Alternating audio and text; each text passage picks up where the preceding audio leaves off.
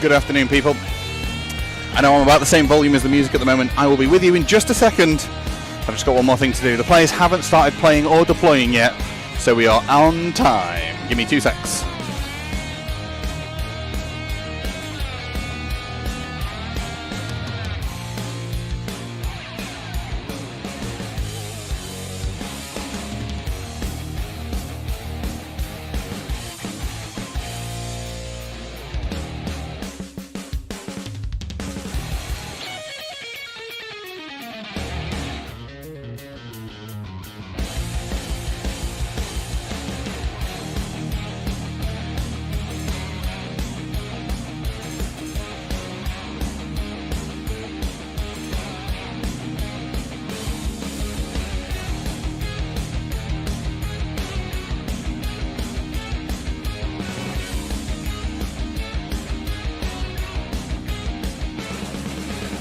Hey, in some places it's afternoon. Let's go!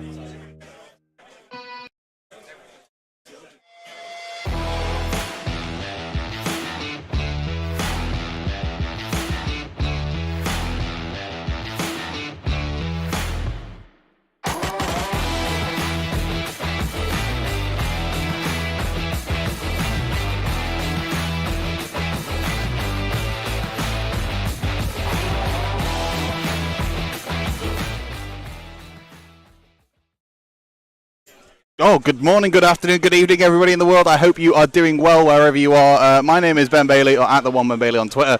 I am with no one and at Flying Solo. Although there is a small head appearing on the screen just now. This is Alex, ladies and gentlemen. Hello, the absolutely wonderful, fabulous, and amazing host of any of the Mancunian Carnage tournaments. If you are here, there, or anywhere, and if you want to be somebody, let's be honest, if you want to leave your place on the earth, your mark on the earth, you want to attend a Carnage tournament. They are phenomenal, they are huge, they are massive, the food is great. Alex has a Wheel of Doom, which everybody hates to love but loves to hate. This weekend he's got a purple sun tracker, so we can track how many people are going to die inside the sun, which is damn cool.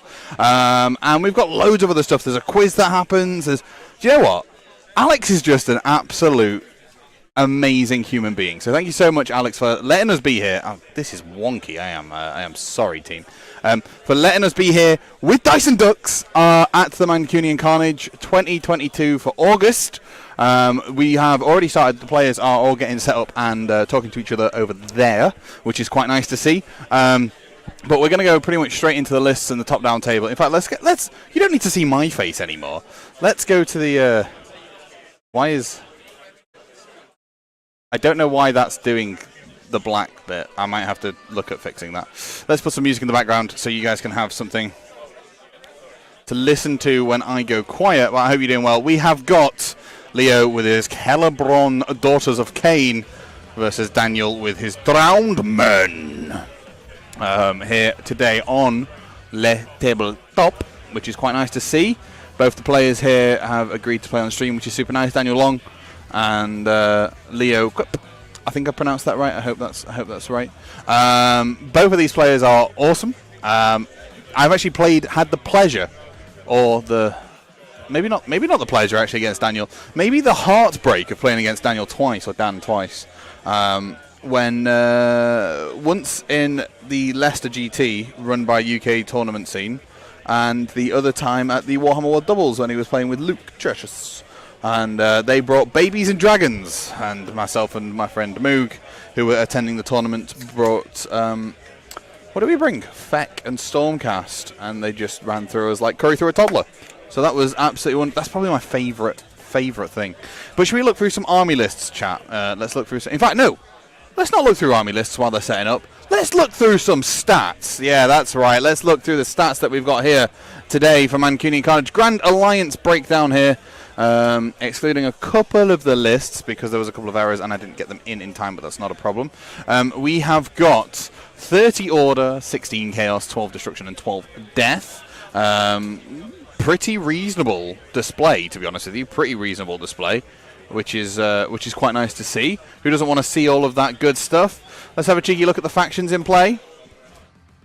We have got Daughters of Khaine repping 8 times listed here, and Carriage on once. There you go. There's quite a lot of ones. Lumineth, Khorne, Slanesh, Bone Splitters, Legion, OBR, and Carriage on repping once. Obviously, the ones in yellow are there repping 2 to 3 times, and anything green is 4+. So that's like the top represented stuff, which is absolutely awesome. Plates. So we are accepting. Yeah. Cakes should be good. Harkoni. I hope cakes will be great. And then factions not represented, I really need to fix that, is Bish Bash Bosh. Here we go. Look at this. Factions not represented. We've got Beast Chaos, Tzeentch, Gloomspite, and Suns. No babies. No big boys. No big boys. And then Grand Strategies. Here this weekend we have got... I need to really fix that. It's not 40 lists. Why does it say 40 lists? It's more than 40. Oh, I think I put that in there myself. Ignore the 40. The 40 is irrelevant. But take what's theirs, coming up nice and big. Not massive amount of Nighthaunt here, and only Fight or Flight for one of the Nighthaunt players, which is quite interesting, because we tend to see quite a lot of Fight or Flight when people are playing with Nighthaunt. But hey ho. Very surprising, no big boys indeed. Very, very surprising indeed. Oh, do you know what I've not done? I've not taken a TikTok. No, I've not done my social media stuff. Which is massively unfortunate. So, let's do it live on camera. Chat, are we ready? Video. Turn it around to look at me. Good morning, everybody. If you are here on youtube.com/DysonDucks, feel free to come on over. We've got Dan versus Leo, Daughters of Khaine versus Maggotkin. It's going to be great. Huge turnout for Doc. Absolutely massive turnout for Doc. I'm surprised that that it's taken this long to see a turnout this strong, to be honest with you. Oh yeah, some absolute beats. I need some better royalty-free music, you know. Warmongers, Age of Sigmar, oops, and then Mancunian Carnage.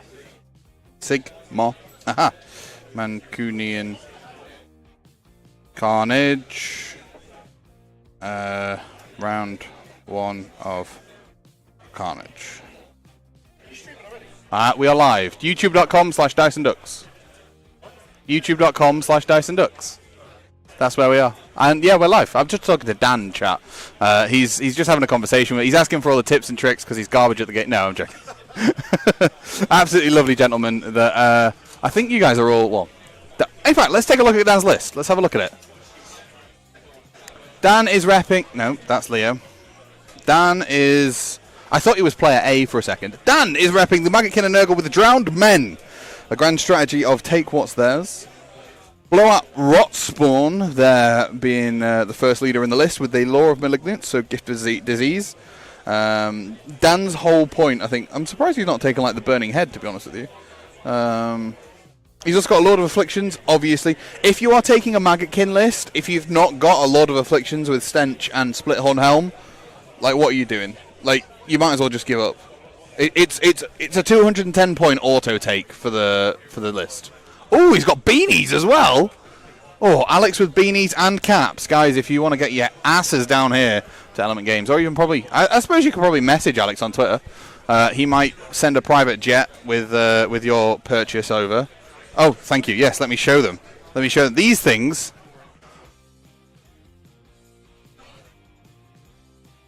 Ba-da-da-da. There you go. Beautiful hats. Beautiful hats. It will look great on anybody but me. I don't suit a hat. I am absolutely garbage with hats. I look like a... how would you describe it?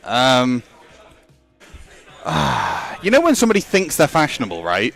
So they go to like London Fashion Week and pick like a top and some legs from literally things that don't go together, and you look like you end up just wearing a bin bag, basically. I look like somebody who's wearing a bin bag.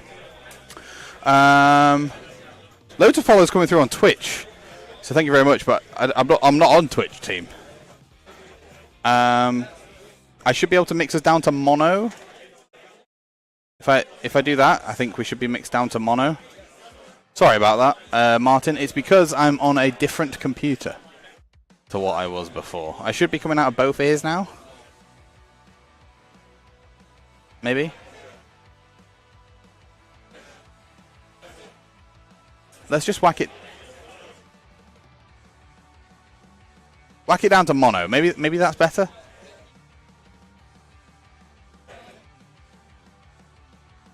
That should be better, I think. I think it's because the outputs that I've got listed on mono. Anyway, then we've also got 3 units of Pascal Blight Lords, classic, and then a massive unit of 10 Blight Kings. They're going to come in nasty there for Daniel. And then going into Daniel, we've got Leo's list, which is a Daughters of Khaine Celebron list with Bloodthirsty Zealots. There. My voice is still only left. That is nothing short of interesting. Right, I'll have to have a look at that. Interesting. Oh, wait. I can see that it's only left. Huh. That's cool. Okay, there we go. That should now be fixed. I have down mixed it to mono. We should now be fixed. Apologies about that, chat. Leo's list. We've got a Melusite Iron Scale, who has the is the general, obviously, because the other leader in the list is Marathi with Mind Razor. But the Crown of Woe and a Zealous Orator there on the leader section for Daughters of Khaine Celebron. Then we've got a unit of 10 Blood Sisters, a unit of 15 Blood Stalkers, so a unit of 10 Snakes with melee, a unit of 15 Bows, 2 units of Khainite Shadow Stalkers to be able to hop around the battlefield and do all that sort of stuff. And then our very... do you know what? I'm going to take a bet. I'm going to take a bet that out of the 20 lists out here that have a Purple Sun, we will get one on at least 4 games. That we will see at least 4 Purple Suns on this stream. That's my bet. And the reason is because I bet tomorrow we're going to see 4 on their own. I reckon the top lists are going to be 4 and 4. But yeah, there we go. Rounding off there, Leo rocking that Purple Sun, and we'll go straight down to the top downs. We are playing the Mighty and the Cunning, which, if I go and get my GHB, I'll be able to talk you through. It's an interesting one, this, mostly because I use this one as my... my god, the man has like a postal box full of hats and beanies. Jesus, Alex. I think Alex just went to, like, somewhere. I don't know, Vietnam? I don't know. Mighty and the Cunning. I use this one as my template when I'm doing all my graphics because it's got the longest name.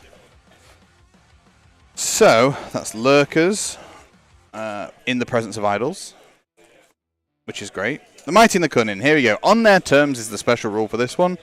The same objective can be picked as the Proving Grounds every single turn, if needs be. So more than once per battle. But this is the one where you score 2 VP every time you kill a GV enemy Galayan veteran unit. You score an additional point if that enemy Galayan unit is contesting an objective. Now, so every time Leo kills the Putrid Blight Kings, I think, or the Pascal Blight Lords, 2 VP. There's 8 VP there. And when you kill the when you kill Leo's Blood Sisters, Blood Stalkers, and Khainite Shadow Stalkers, there is another 8 there. So we might see those come into play. And then there's obviously the classic hold 1, hold 2, hold more. Players' territories are only 11 inches up the board. That's why we can see both players. Only, well, I mean, Leo's being relatively reasonably reserved there on the right-hand side. At the bottom, we can see. Whereas Dan's just gone balls to the walls. I'm a one drop. Get wrecked, kiddies. And has just gone. You know, I'm gonna be here, and I'm gonna come and smack you in the face. Sorry, I've got an itchy eye, chat. Itchy eye indeed. Ugh, right. I've got to try and get this drawing working. I realise I've not actually got it working.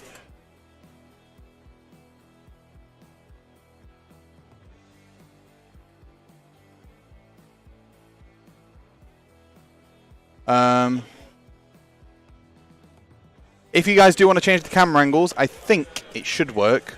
If you do exclamation mark, view, and then a space, and then top, or left, or right, or close, you should be able to see or change the camera angles.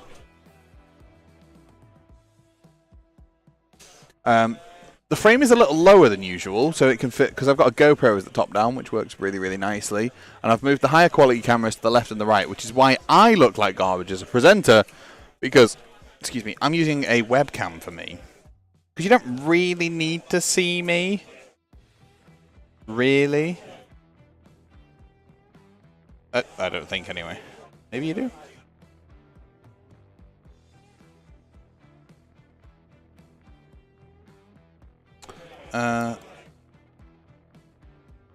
Oh, you don't actually need to... Where's my pen? I've got a pen. Can we delete that? Thank you. Brilliant. So we can see that we've got a unit of Blight Puscales here and here for Daniel. He's got his unit of Blight Kings here. And then I think he's got his general and the other guys kept off the battlefield, ready to drop down where they need to.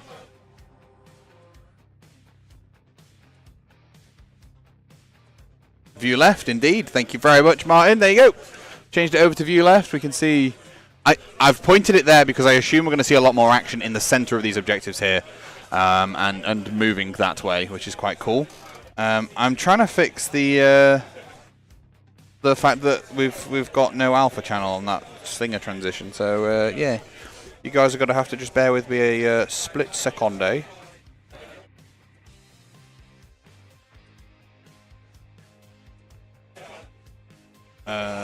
Liquid red. Yep.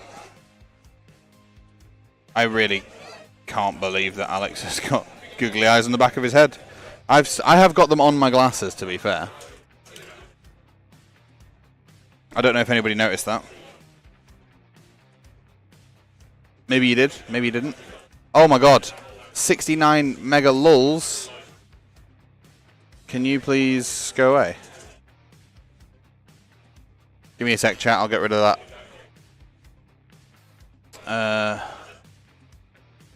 Hide user on this channel. There we go. Gone. You're not allowed to play with us. Get wrecked, kid. Yeah, if we go to me, look, I've got little googly eyes on my glasses, courtesy of Alex. Actually, Alex is the one. I think he's been going around and putting googly eyes on all the people's purple suns. So, so yeah. Here we go.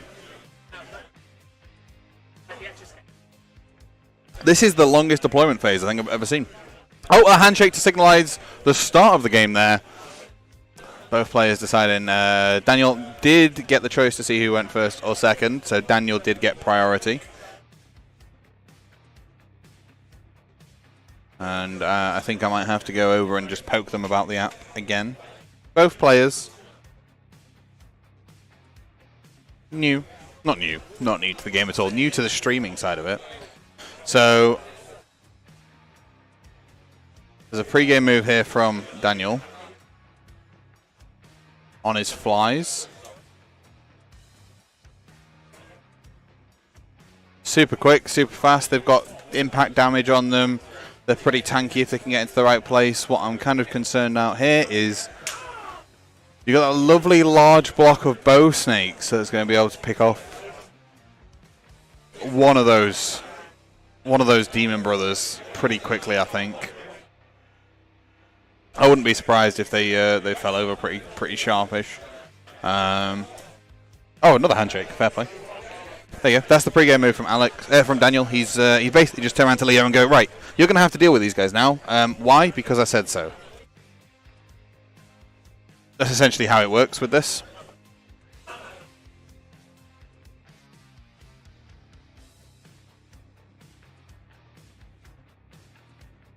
And they are playing their game. What are they doing? Oh, they've chosen a proving ground already. I thought you could only choose a proving ground turn 2. Maybe that's my bad.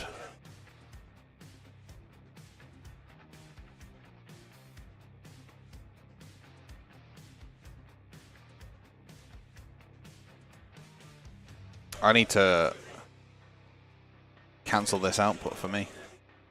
Hello, Anonymous Rex. How's it going? Hope you're doing well. Thank you very much for stopping by.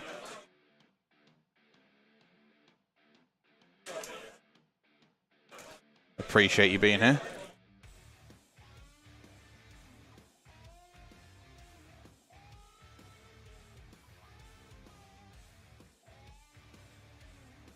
Manage sound devices.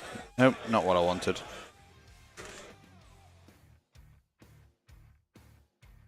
You won't believe how tired I am. I had like 8 hours sleep last night as well.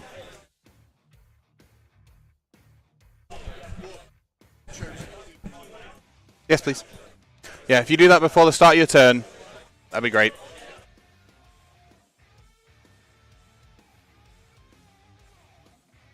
Should be in there. I don't know what that was. Oh.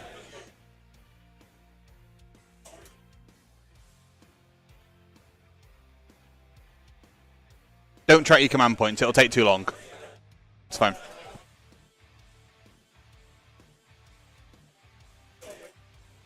Proving Grounds is definitely a game changer with some battle plans, especially because if we look at where we are, Daniel getting priority and going first, Leo choosing this as a Proving Ground, it means that Dan's got to pull something this way to try and claim hold of it this turn, but I don't think he needs to. I think what he can do is still... He could basically just end his turn here. Hold one, hold two, hold more. He doesn't need to go any more than what he's got. Against the Odds Classic, I think Against the Odds is pretty much one that most people take first, like first turn. It's pretty simple, it's pretty easy. It's going to be interesting to see. Oh my god. There's so many purple suns, I don't like it. How we doing, Moog? Thank you very much for stopping on in. Hope you're doing well.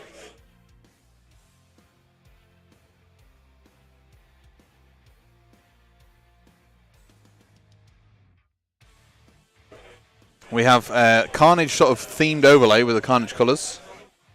Thank you very much, Alex, for being around. God, it's so loud in here, right? Because there's so many people. I'm going to put my headphones back on so I don't have to worry about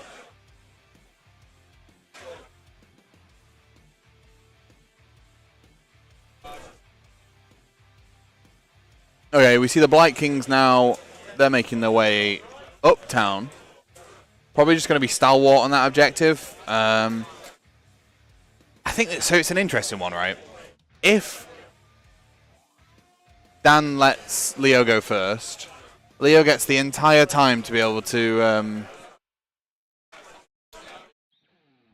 just go in and smack things in the face, right? And shoot them with their bows, get Marathi into a more favourable position. But it means that Dan has the potential to be double turned. Now, I think the double turn in Age of Sigmar is so very strong, so very, very strong, that it's almost a... You really have to question it, I think. I think you have to sit there and go, do I want to play an army that's got an incredibly strong Alpha Strike so that I can try and do enough damage to put down the Alpha Strike, or not? I don't think you can hear the players.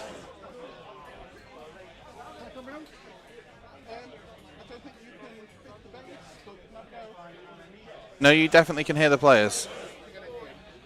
Potentially.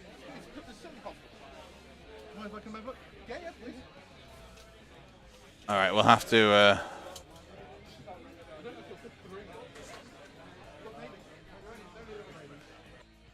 We'll have to deal with that in a second. Sorry, chat. Eventually, I will have the players lavalier mic'd, but we don't have no monies for that yet. Thank you very much to all the subscribers on the channel and the followers and stuff. It'd be great. Do you know what's on the Wheel of Nurgle? David, if you give me half a tick, I'll be able to have a check. Yeah, hold on.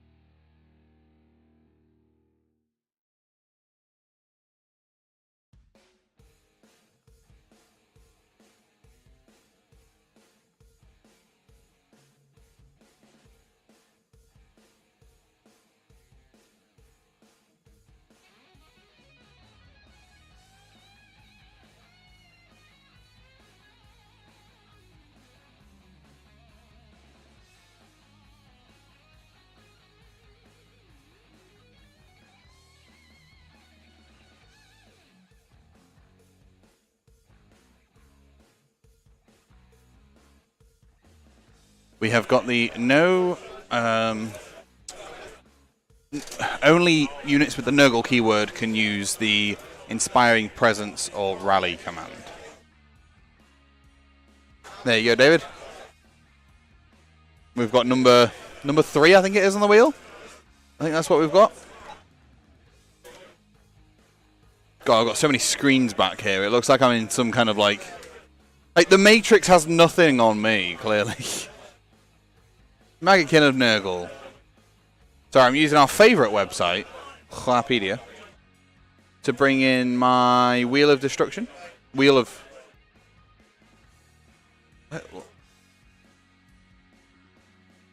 Cycle of Corruption, isn't it? Yeah. I remember the terminology. For those who wondered, it is number 4 on the wheel. So we've got number 4, which is heroes that do not have the nurgle keyword cannot carry out heroic actions or issue rally inspiring presence.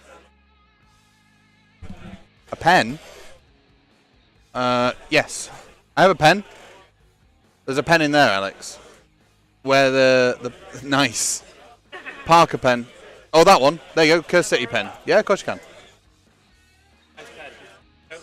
Nicer pen is that one. Yeah, that's a Parker right there. Ah, fair play. Borrow the iPad if you want. Tech. Oh wow, the man has a clipboard.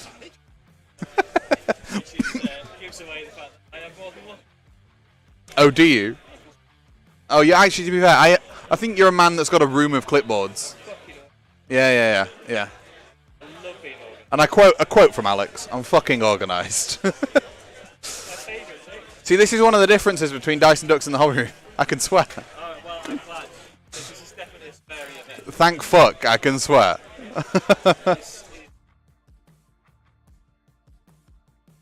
Alex literally just there boasting about his organisational skills to then be stood there looking ponderingly through his clipboard to go, what the fuck is this shit?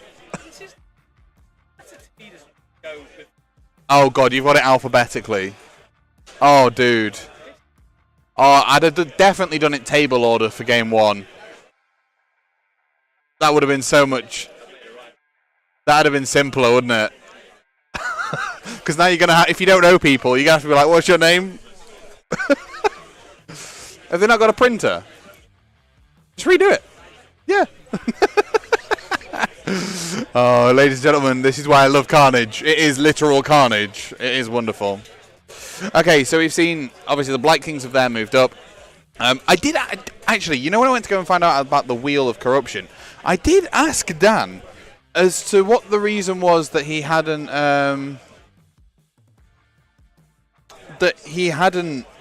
taken the Burning Head. And he was like, what do you mean? I'm like, well, you could have got an extra D3 mortal wounds. Because I think it's Blowab's spell, is it? Blowab Rot Spawn? Give me a second, chat. I'll let you know who.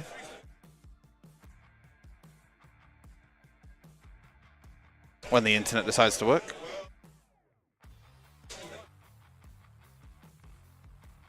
Thankfully, the stream computer is hooked up to the Ethernet cable.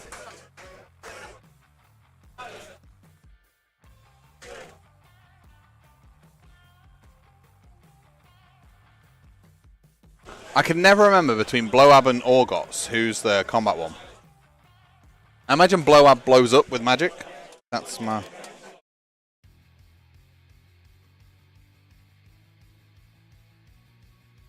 Oh, it's because I'm doing something else on the internet. Oh well. The next thing on the Wheel of Corruption will be Nauseous Revolution, which is -1 from charge rolls for enemies that don't carry the nurgle keyword. Enemy units that do not have the nurgle keyword cannot finish a pile-in move closer. So there's no sort of close pile-ins in the next turn. Which could be devastating, you know, if Daniel manages to get into place. If Daniel manages to put all his models and his army and really get into somebody's... Oof, like we've seen the... We've seen the Lord go into Marathi actually down here. He managed to sneak these 3 down here. Was hoping to get a couple of long charges and only got the 1. D3 mortal wounds going in on the way in. You know, whittle that Marathi down. If you can get some wounds off nice and early, crack on.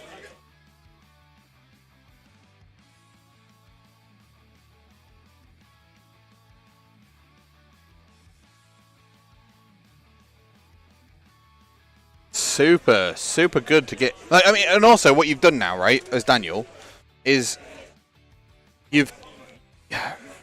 Okay, you've not got any more teleports to come in, but you've given Leo a choice, right? Because he's going to have to deal with those 3 models down in that back corner. He might just shoot them off with the bow snakes, right? That's very plausible. But you've then got to deal with the rest of the army as well. Marathi could go into something up here. And if she gets like Mind Razor off and stuff on her, she's really strong and potent. Blowab is... There you go. Miasma of Pestilence is a spell with a casting value of 6. Why it's not 7, I don't know. Anyway, and a range of 14 inches. If you cast it successfully, pick an enemy unit within range and visible to the caster. Until your next hero phase, roll a dice at the end of the phase, which any wounds or mortal wounds were allocated to it. On a 2-up, it takes D3 mortals. That's why you take the Burning Head. You're right. Alright, I'm just giving you smack. Oh, why is it loading? Okay, there we go. Brilliant. So that's Daniel's turn. Nice and simple. Hold 1, hold 2, hold more. Some wounds there off on Marathi. You know, Marathi... In fact, I'll just ask him.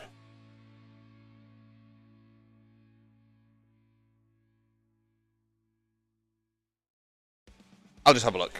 It's simpler to just have a look. She has indeed taken 3.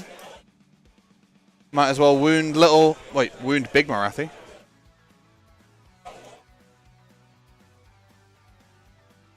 Yeah, every turn that you can do some damage to her is really good.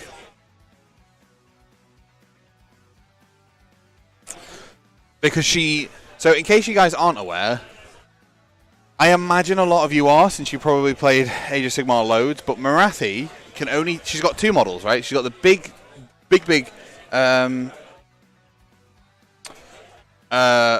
Shadow Queen here, and then she also has the Marathi Khaine right here. Both of them are linked, so when one takes damage, their pool of wounds takes damage. And there's only a pool of... how many wounds? 12. Marathi can only take a maximum of 3 wounds a turn. Which is crazy. Absolutely crazy.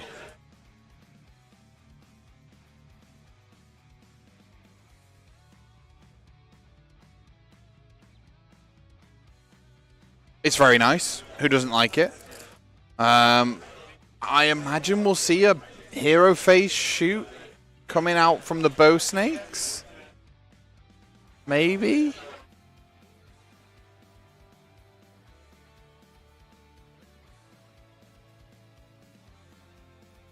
Potential. I don't know actually. What would I do if I was in Joe's? I definitely trying to free little Marathi up as much as I could. Obviously, you've got no real way to do it in combat.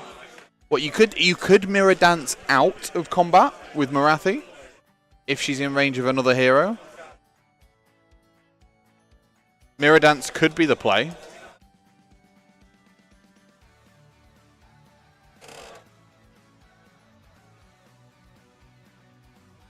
Which could be interesting to see.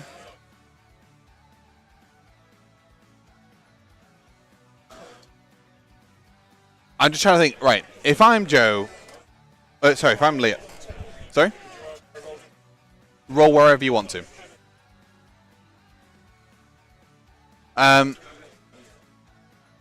What I would like to see Leo do... Sorry. My brain just defaulted to OE and thought Joe. No, it's EO, Ben.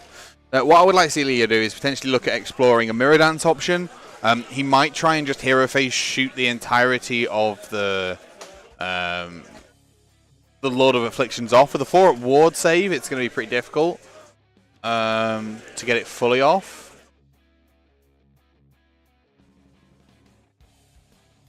Eight was the casting roll there from Marathi.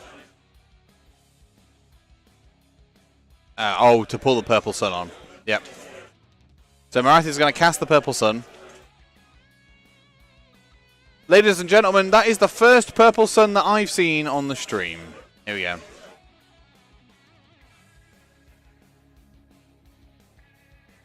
I know why Leo's put it there, but I'm kind of surprised at the same time. What I'm surprised he didn't do was cast it, and then in the bottom right, and then in the next turn decast it so he could cast it in turn 3. Bag. What's in the baggies? Thank you very much, Alex. If you come to, in fact, let's have a look. Should we have a look at what's in the bag together? If you come to Mancunian Carnage, you get some entry stuff. Let's have a look. We get a sheet with all the stuff on. Oh, this is really cool. I like this. So it's got all the stuff for your painting scores on there. It's got a nice little logo. We've got all the secondary objectives as well. So these are things that help add to your game, which is quite cool. Thank you very much. We've got easily one of the best things. I do this for all my tournaments as well. Lanyard with people's names on it and the schedule on the back. Bish bash bosh. Nice and simple, nice and easy. We've got a Baron of Dice premium dice. Oh, Alex, you do treat us. Look at this. What's this? This is amazing. Code Tawny10 for $10 off your next order. There you go. Thanks. I've just said that to the world. Let's be honest though, most importantly, there's a Carnage dice in here. A 2021 Carnage dice in here. This is a 2021 vintage. This will go in the photo frame of dice. If you guys haven't seen, actually, I've got a photo frame with all different custom like club dice and stuff in it. So they'll be going in there. And then I've got a series of sweets to keep me refreshed throughout the day. Thank you very much. Appreciate that. If you want to get some sweeties, get some dice, come on down to Carnage. Absolutely wonderful. And also, get some games. Hello, Sean. How are we doing? Hope you're doing well. So Purple Sun was spawned and moved up. We see the first unit of Shadow Stalkers. I imagine that's a teleport.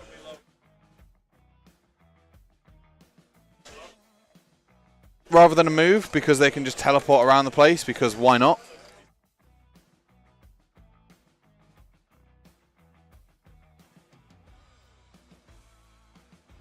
You love a game of nothing but teleports, eh? Oh, Glorfindel was released today.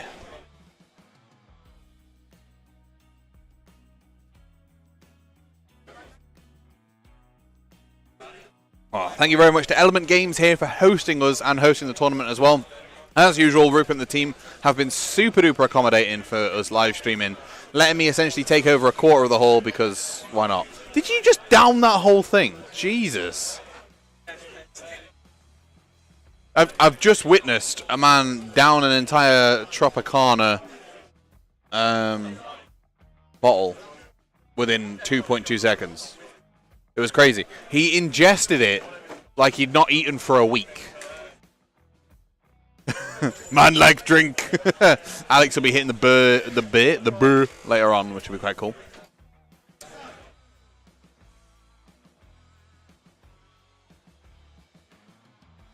Sun has been spawned. I guess the Sun's there to just try and maybe delete a Blight King or two and reduce their save a little bit as well. The Purple Sun is, from a gameplay point of view, incredibly strong, right? A lot of people sit there and are like, you know, it's all about that deleting things on a 1. It's not, actually. You'd be surprised to know. It's all about the -1 save, I think, anyway. It's all about that -1 save. Do you know what? I'm going to smack in that refresher. Thanks, Alex. Sean, it will take... there's a 2-minute cooldown on it, and the view close has updated. I haven't touched it. You did it yourself. There might be a bit of lag between you putting it in the chat and it coming up on screen. But it does work.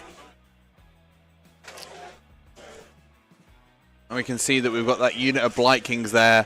A couple of Pascal Blight Lords here at the bottom of the screen. You can see Marathi just chilling there. Off to the left. Waiting. Patiently. To strike.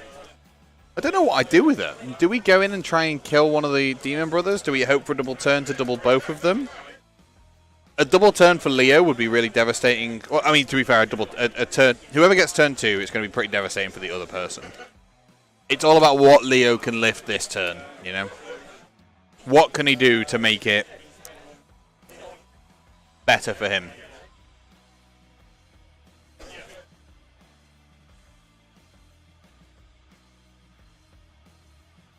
Hello, Coral Dawn. How you doing?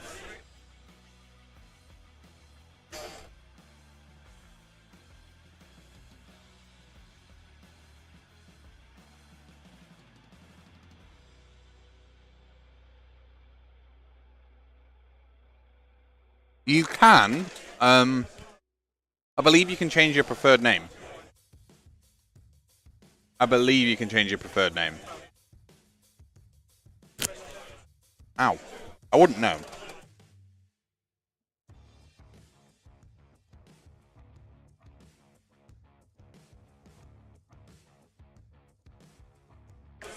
Right, let's see if we can fix this issue.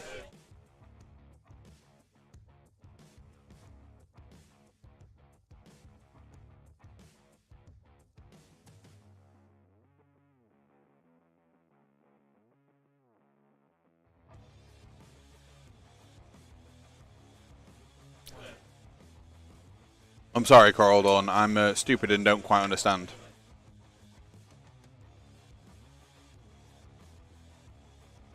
Oh, there you go. It works now, doesn't it?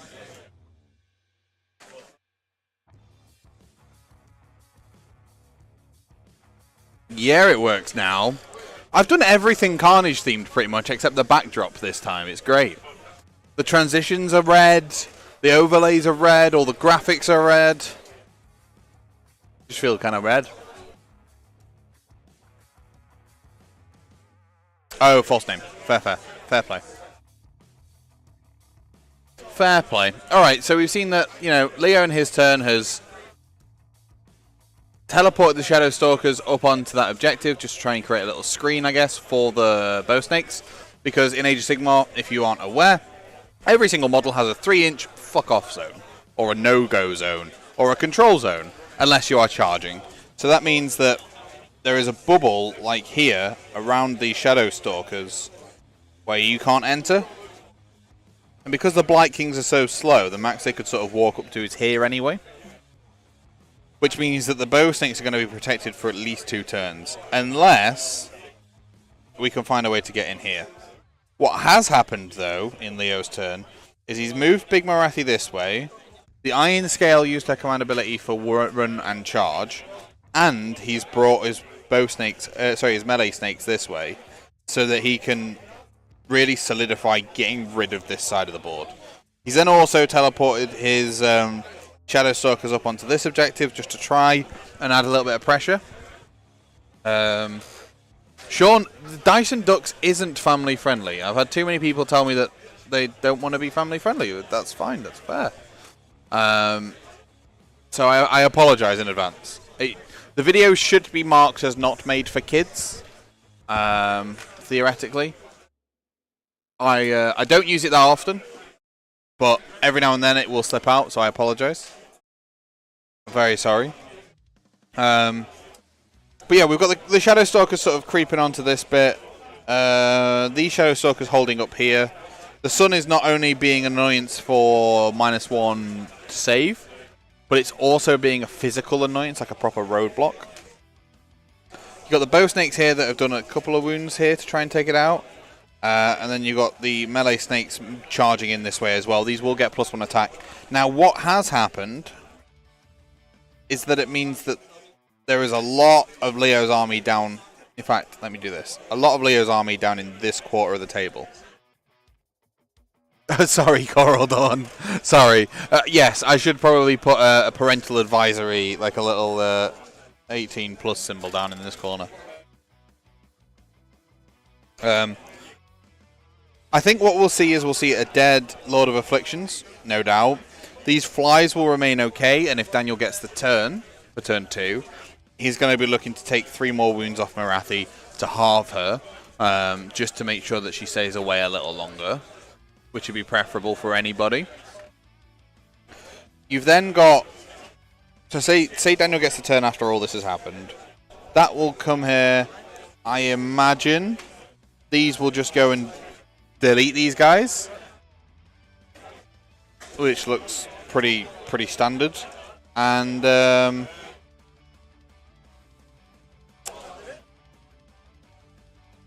I can imagine just screening out, to be honest with you, just to try and get rid of like the heroes and keep some stuff. Sorry, to get rid of like massive amounts of teleport options.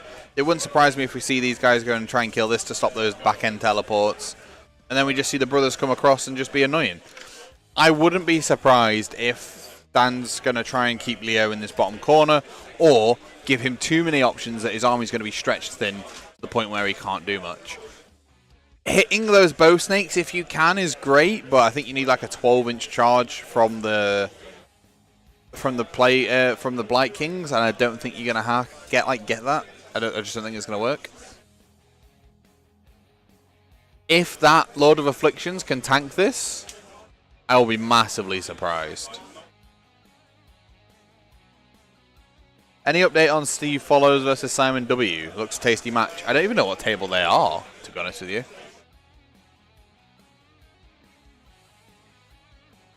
I don't even know what table they are. I would love to be able to tell you Bro to Pro. Bro to Pro. What I can tell you, though, is that Team England's Toby Meadows is actually wearing his Grand Alliance Friendship top for the first time in about 7 tournaments. Alex is rocking some googly eyes on the back of his head. And he has a whiteboard that is counting the Purple Sun kills. We've seen none so far this game.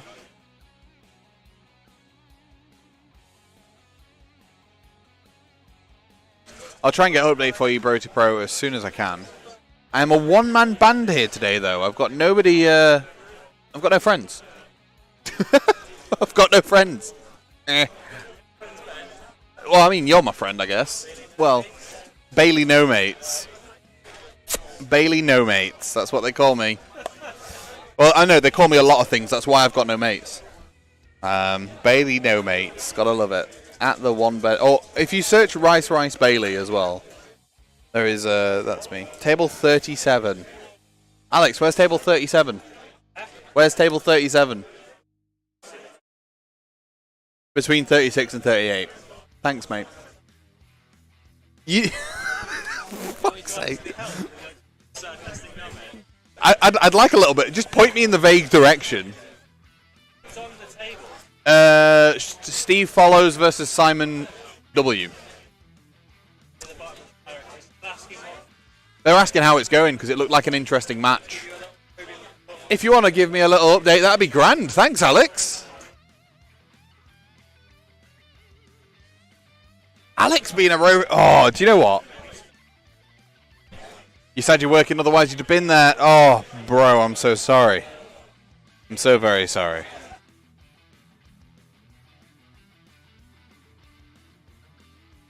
Three failed saves there. That 4-up ward is doing work.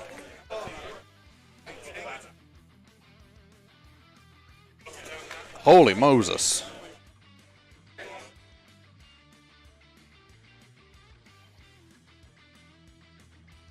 Ten saves. Come on, gotta fall down here.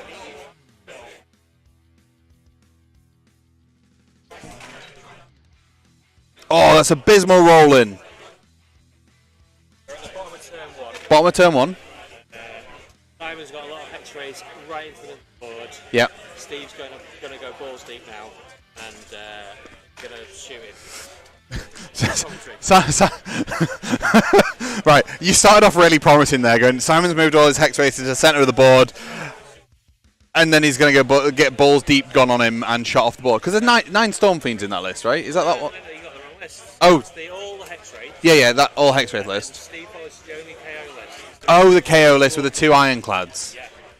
Yeah. Oh, it's... Yes. Sorry, yes. I remember who it is now. So basically, all the hex rays have gone up to the centre of the battlefield, and now the KO are just going to shoot him off. Yeah. I think what we'll do is we'll check back when it's about in about 50 minutes, about an hour left. And we'll see how many... Let's be honest, we'll see that 2 units of Hexrays are left. There is Hexray spam and Black Knight spam. The Black Knight list I love. Yeah, it's literally 13 units of Black Knights. Amazing. Actually amazing.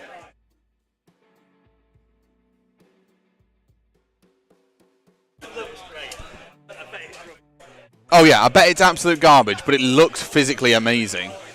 This is the problem I've got with armies. I want it to look cool more than I want it to play well. Yeah. Anywho. End of turn 2. Lord of Afflictions lifted, as expected. Let me just ask.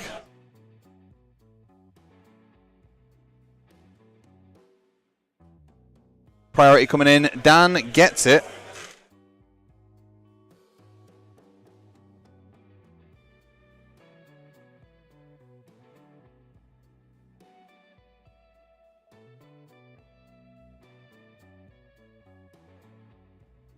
Sorry, Marathi's taken 1 wound, not 3. It was 1. Wow. Both players making reasonable saves. Obviously, the Lord of Afflictions being lifted has lifted a little bit of pressure off that back corner. However, there is still the 2 Huskarls left. Alex there, obviously... Daniel there, obviously winning priority. With a 4. And then taking it, because why wouldn't you?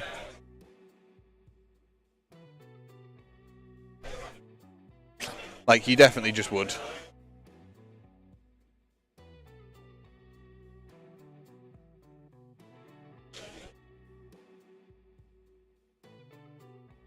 And we can see that... Well, I'm just looking at your units of Black Knights, actually. It's 13 units of Black Knights, right? So that's what? 80, 75 Black Knights? Looks amazing. Pretty sure it's going to be pretty garbage. Looks amazing though.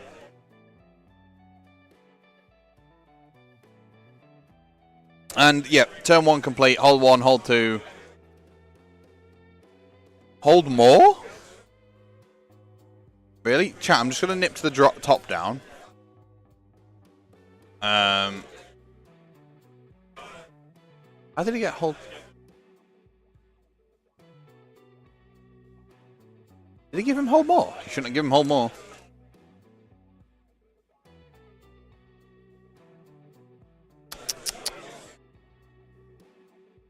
One second, chat.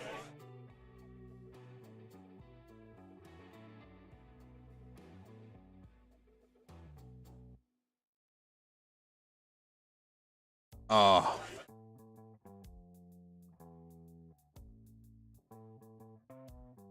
Being Legion of Blood, so it won't be too bad if you've got plenty of heroes. There's 3 heroes in the list, I think.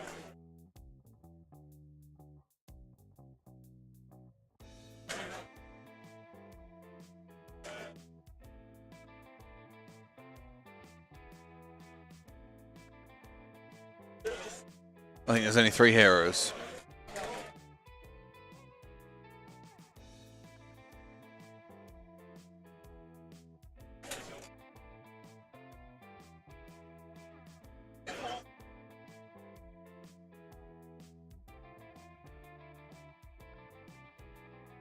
It's definitely... Battle tactic. I think Daniel's choosing his battle tactic now that he wants to do. He did lose a unit. I'd probably go for eye for an eye. Is it too early to go for eye for an eye? Possibly. Probably. I think he's just contemplating what he wants to do here.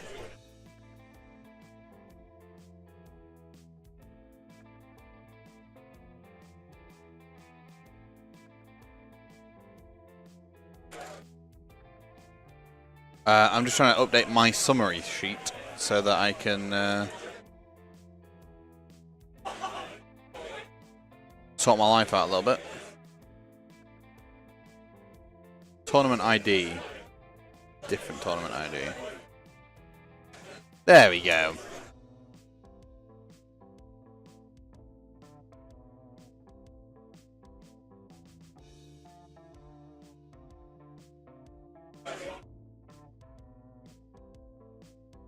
Oh great, I managed to cut myself. Anyway. Hold 1, hold 2, hold more. Interesting. Oh, I know why. Because the one that Orgots is on in the middle there is a proving ground. So he didn't actually hold it. So Daniel actually only held 3 objectives during that last turn. Leo obviously went second, so chose that same objective to be a proving ground. Which makes complete sense. Chat, I'm going to have to be right back. How? Oh, sorry. So Daniel never actually held this objective. And Leo managed to put more... managed to put the Khainite Shadow Stalkers just here. And the Shadow Stalkers are in Expert Conquerors, I believe. So are worth... yeah, so worth 3 models each on those objectives. So he manages to tip them past. I'm going to just go and get a thing for my blood. I'll be right back.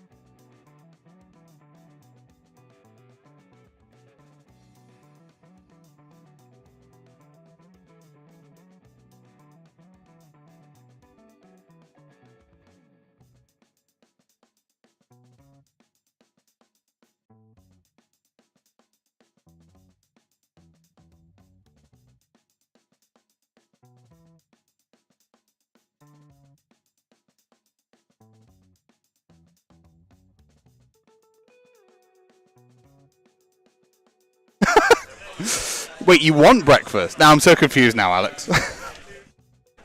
Alright, chat. How did I cut myself? That is the legendary question. I have a horrifically nasty habit. Oh god, it's beginning. What have you done?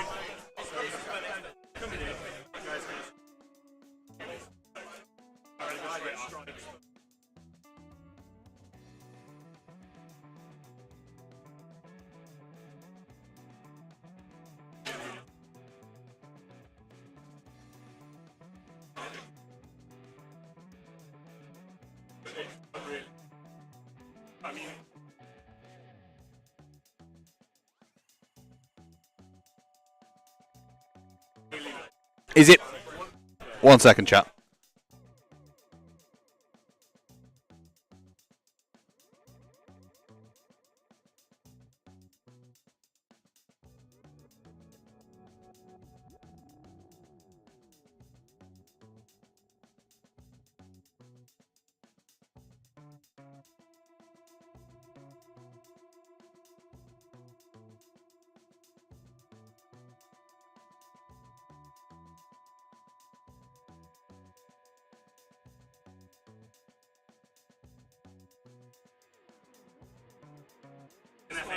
Has it not been FAQ'd? Alright, chat. Here's a question. Let me ask the masses. A retinue, when it fights, does it fight before other stuff's resolved?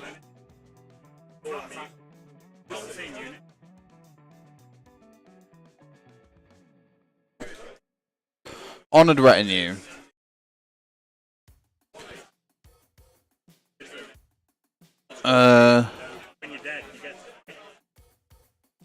Right, 1 second.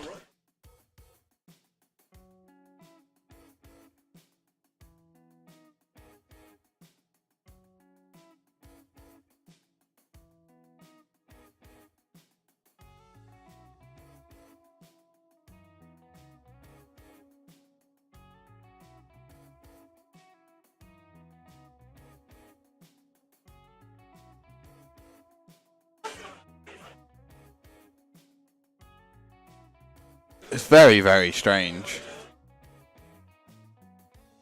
Very strange. Right, I have actually done myself a proper disservice by cutting myself here. Sorry, chat. I've completely derailed the game 1 of the stream.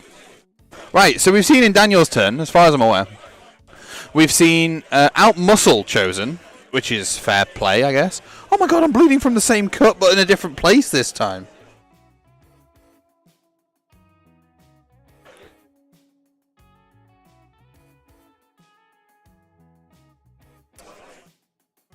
Come on, spit enzymes work. Right, so that isn't a small amount of blood. Sorry if anybody's squeamish. Outmuscle has been chosen. We've seen off to the left-hand side of the screen the these go in here, which makes sense. We've seen the brothers come this way, just to try and, I guess, get rid of the other GV units, the Expert Conquerors, and then we've seen the Blight Kings sort of move up, and a Beast of Nurgle summoned on the back line. Now, I imagine that's just going to walk on. Oh my god, it's still bleeding.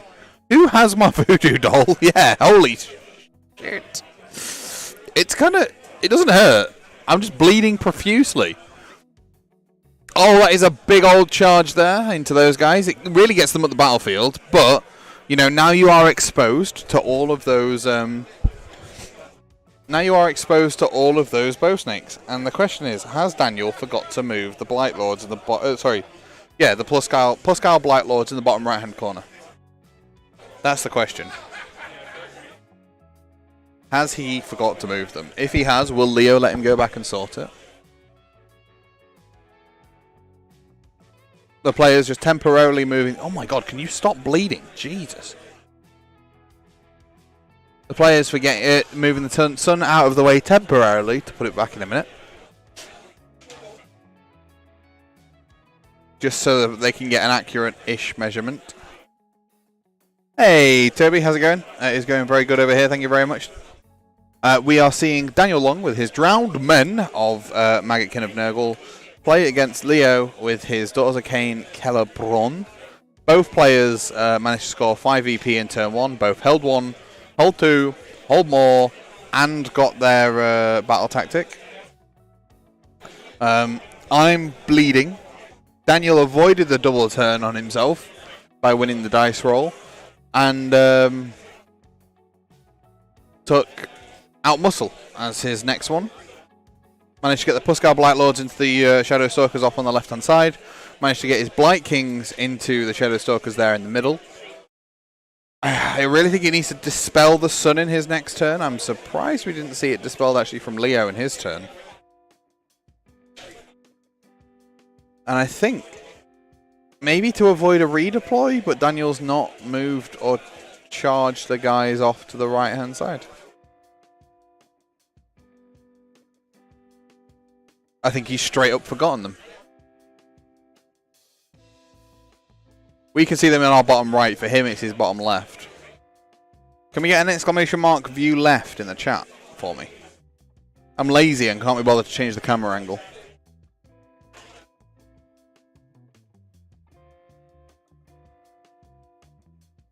What is this, like, weird music going on in the background? I love it.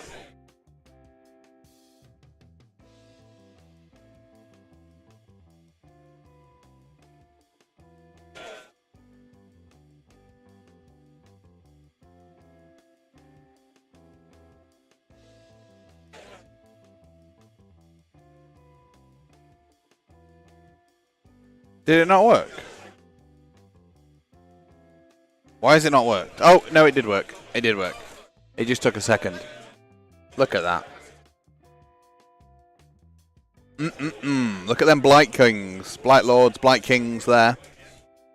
Right into the fray of those Shadow Stalkers. We can see that there's a couple of Blight Lords still holding stalwart on this objective. It's a 5-turn game, to be fair.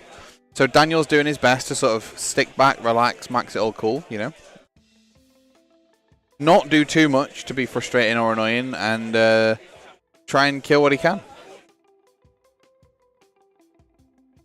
I think the players there forgetting the wheel, because the cycle of corruption has changed. Which means there were no eligible models to be able to pile in closer towards Nurgle. They can pile in the same distance, but they can't pile in closer. You forgot about that. Do you want me to draw a smiley face at the bottom? You do? Brilliant. I'm here for this. Oh, please just forget it's on there. This is going to be brilliant. Yeah, I would see what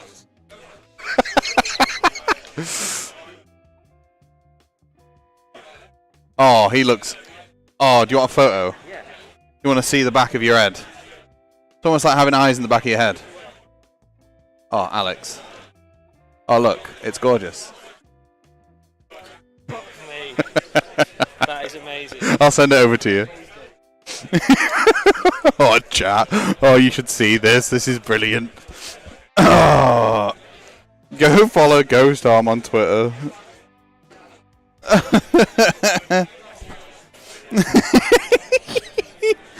Oh, it's brilliant. Oh, there's the little things that make me happy. I can't believe you let me draw a smiley face in the back of it. That's incredible. Right, I think I've stopped bleeding as well, chat. Are you squeamish on blood, Alex? You squeamish with blood? I've gone through quite a bit. Oh, I'm not dead yet. Like, we're okay. Right, a couple of wounds there on the Shadow Stalkers.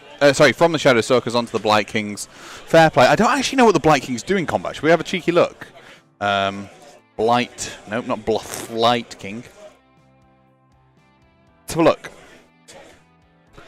Jesus Christ. 5 attacks each, and there's 10 of them. And because they're Galate... Are they? No, they've got 4 wounds. They can 3s and 3s minus 1/1. And at the end of the combat phase, pick an enemy unit with a wounds characteristic of 3 or less on a 3+, roll a dice for each model in this unit that's within 3. It can take a mortal wound. Nice. There you go, so measuring. Getting some piling ins before the Blight Kings fight. They're going to just hopefully, I think for Daniel, he's just hoping that they smack them in the face. The sound keeps cutting out, does it? It doesn't on my mixer.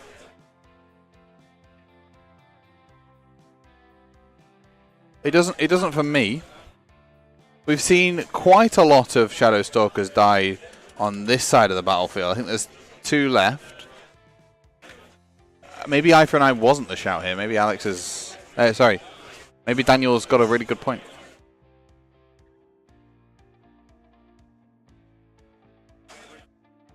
Racking disease points on these guys as well. That's what those little green markers are for.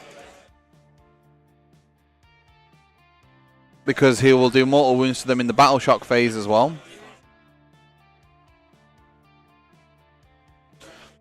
While Morathi can't heal wounds, she can heal disease.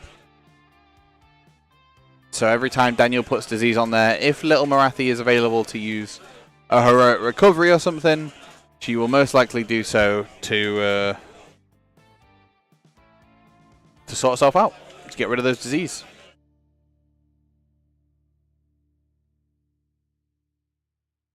He's holding 10 dice in his hands. Oh, Struth, here we go.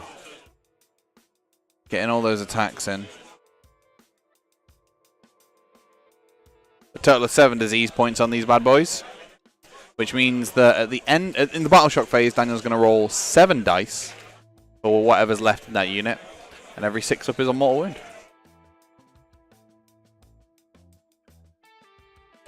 I really want a Flesh Eater Courts army. And I don't know why. Oh, actually brilliant. Actually brilliant. Alright, shall we see if these Shadow Stalkers live this round of Blight Kings, or will they just go through them? And, yeah, just removes them, I think. There we go. Outmuscle achieved.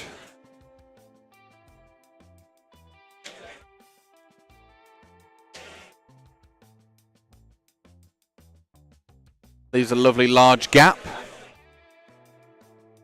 I don't know what this music is, but I'm not sure I like it. If we take a cheeky look at a view left here. We can see that there is a gap now there off the left-hand side. We might see the purple sun. Oh, I guess they were removing save by 1 because of the sun as well. Unfortunate. But the sun is now in a position where it can just go up to those brothers and potentially, if it doesn't get dispelled in the hero phase, it can just go this way and sort its life out.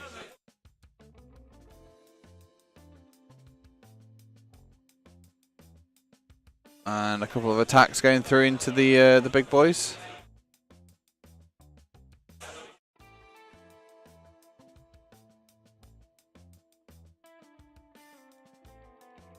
I think that's 5 wounds onto that guy. Unfortunate, to say the least, for Daniel.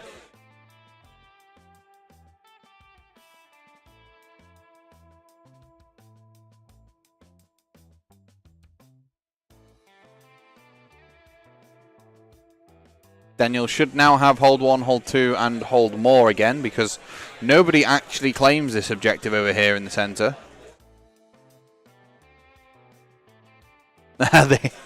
Martin, they do look like googly eyes. You are right.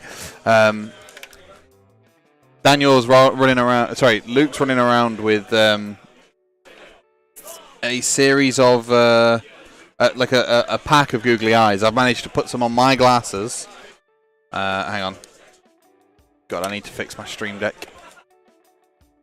I've managed to put some on my glasses. Look here. Who doesn't love it? Who doesn't love it? They're on purple suns. They're going on purple suns everywhere.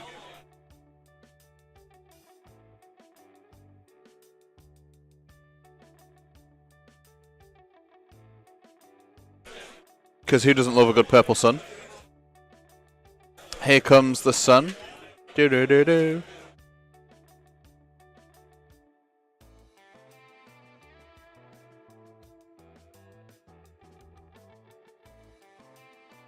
Oh, I think that were the disease points coming through there. Nurgle's disease points really interesting, right? Because you've got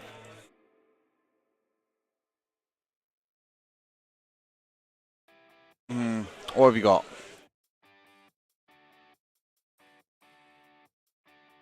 Sorry, I'm trying to listen to the players at the same time. I think they're working out that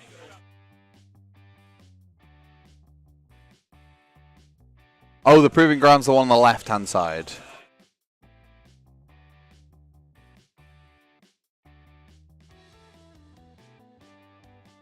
And Daniel killed a GV unit that was contesting an objective. Yep.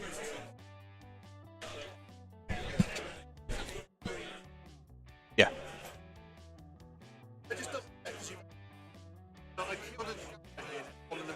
Yes. So that calculates it as 2 VP. So if you took it off, it takes you down to 9. But that's so GV units killed is the one worth 2 points, yep. And the bonus point is just worth the one worth 1. Okay, so that is what it should be. Yes. Okay. I think you didn't get out muscle. No. I'm surprised you didn't go against the odds. Sorry, not eye for an eye. Because he killed your. I did, but I didn't think I was going to get that. Yeah, that's fair. Did you forget about the Blight Lords in the? Okay. That's fair. That's fair. I was expecting a redeploy. Yeah. So I didn't want to go eye for an eye, get a redeploy. Yep. Which makes sense. Grand. Leo's turn 2. So it is 11 plays 5. The problem with the Mighty and the Cunning as a battle plan, I find, is because there are so many GV units around, it's it becomes quite a heavy scoring game. Becomes quite a heavy scoring game.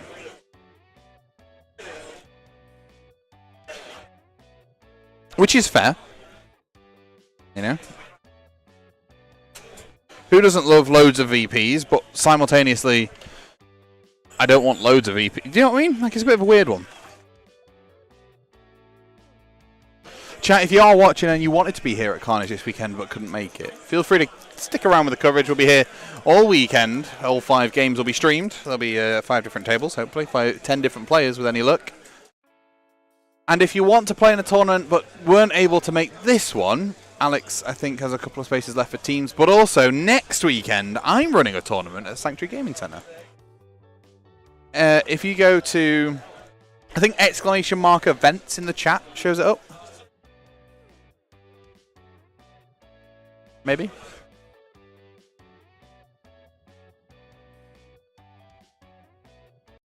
I don't want that one.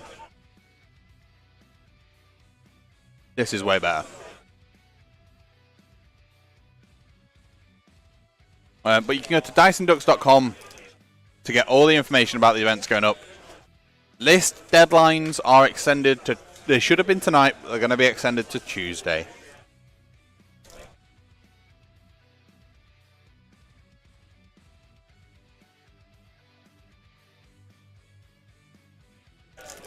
I don't know if it works, Toby. Maybe it works. Is Nightbot even in here? Huh.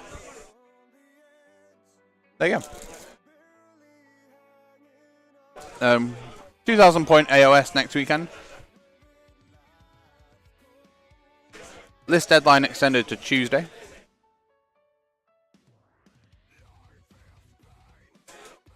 Also, if you want your event covered by Dice and Ducks, there is an event submission request there as well. I need to change the list deadline.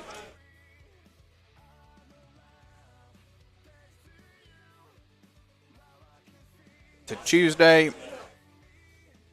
Update. And bish bash bosh, there we go. 3 days and 13 hours left to get your lists in.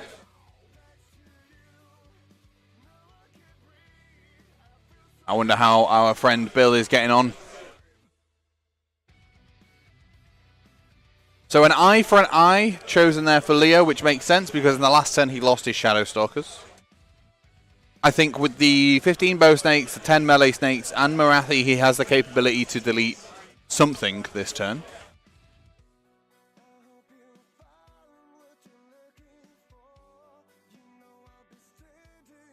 I don't know what he's going to delete. Dan said he didn't forget about the Puskar Blight Lords in the bottom right hand corner. He was going to use those as his sacrificial lamb. Toby, as long as I can make sense of it, yes, you are allowed to do that. However, if you are attending an event that we are streaming, please submit it in a text format. If you don't submit it in a text format, it's going to be suck. It's going to be suck. It's going to be awful.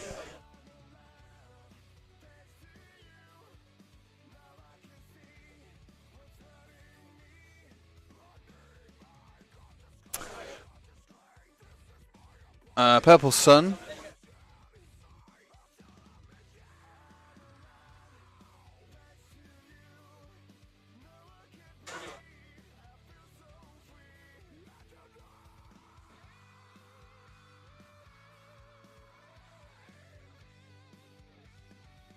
Oh, I think we lost a Blight King.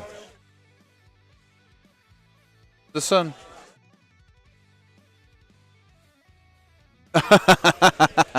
Players walking up to the whiteboard and putting their Purple Sun kill counts on it.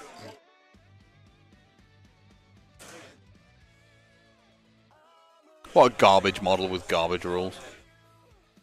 No, the model's nice. I find it really strange, the base size, though. Do you know? No, don't get me started. I'm not gonna do it. Nope, I'm not gonna do it. And these are the bow snakes, I think, shooting in the hero phase. So the predatory spell has moved. I'm surprised he didn't yeet it like this way to put it in a position where it was like here, so it could try and delete these and one of these, maybe.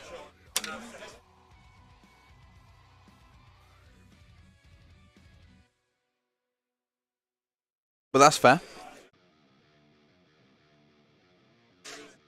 And these are the bow snakes. That is a lot of misses. Holy smokes. 3 mortal wounds so far. 2, 4, 6, 7, 8. 9. So 9 saves and 3 mortal wounds.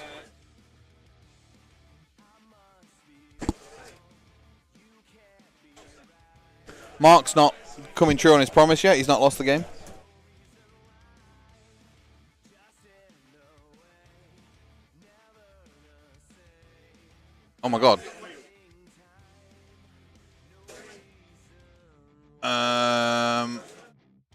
We've got 1 save, so 2, 4, 6 wounds. Onto the Blight Kings in the hero phase.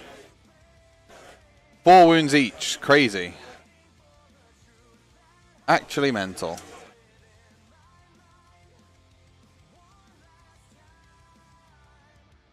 And he can just rally them right back as well, because why the hell not? Why would you not want to rally half the models back? Oh, sorry, no. The Purple Sun now moves. Yep, okay. I assume... Okay, hang on.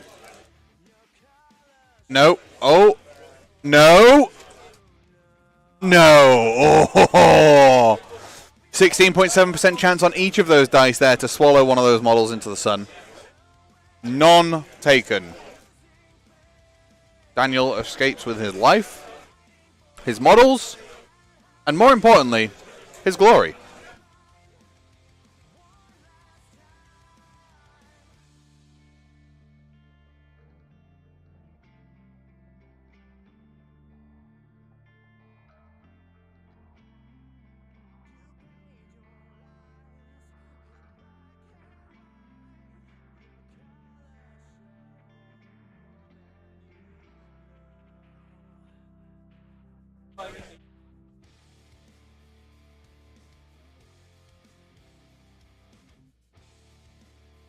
No, nobody cares, I've asked. Go away. No, go away, I've asked. Okay, so what do we see now? Obviously, we've not had... So that was the hero phase shooting. It did 6 damage there into the Blight Lords. From a full unit of 15, it's not phenomenal.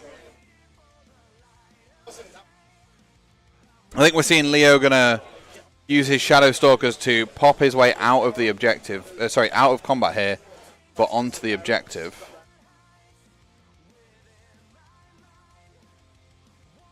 Yep, I think he just tips his toes there. Because they are expert conquerors, they are worth 3 models.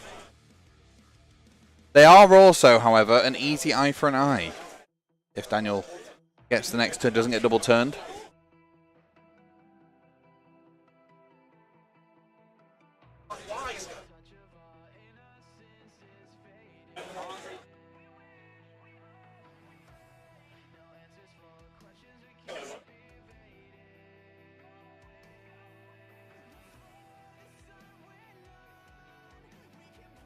Interesting to say the least.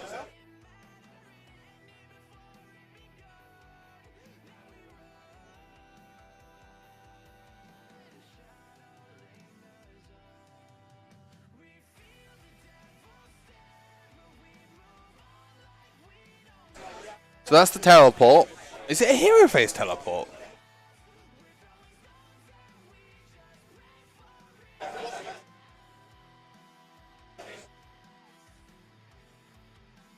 In your movement phase. In your movement phase. It's not even at the end. Jesus. Free teleport. I mean, they do have a 5-up save, so they're going to be pretty damn flaky, but... We see Marathi moving over to those Blight Lords down there. I assume melee snakes too.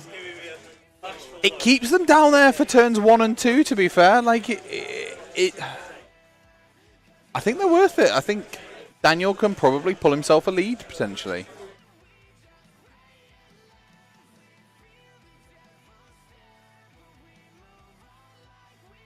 Because Leo's not going to be... He's going to be holding 1 at this point.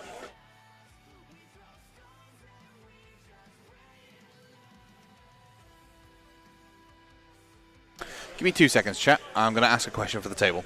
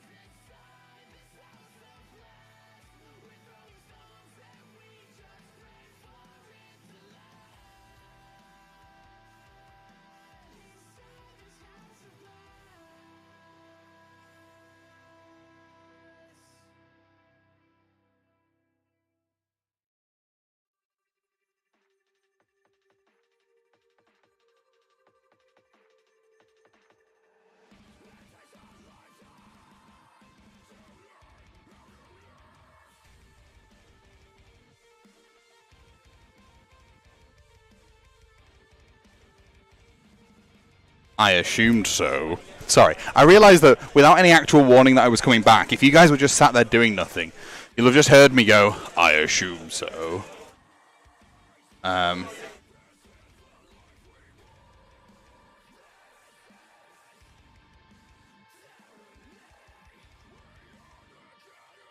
The red marker that they've put down there is to say that it's already been a proving ground.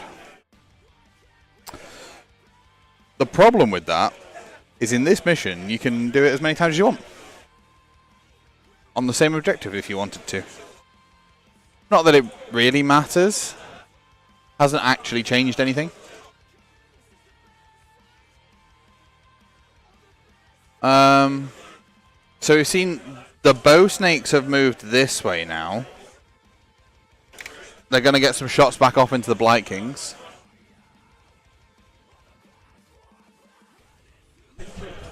Did you just...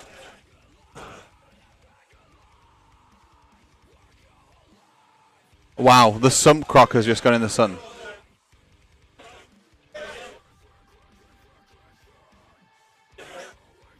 A Gut Ripper and the Sump Croc from Bill versus Duncan has just gone in the sun. Unfortunate. I thought it was Tranquil. I was hoping. I think, Alex, I've got a big fan. Big fan. No, big.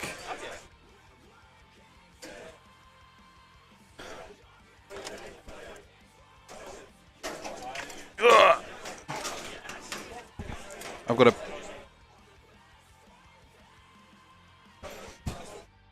got to now sit down and not lose my backdrop.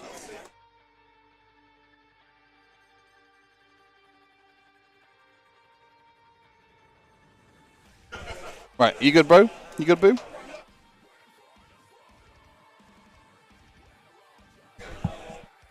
It's good. It'll be fine. Alex said he's warm. I'm going to present him with a fan.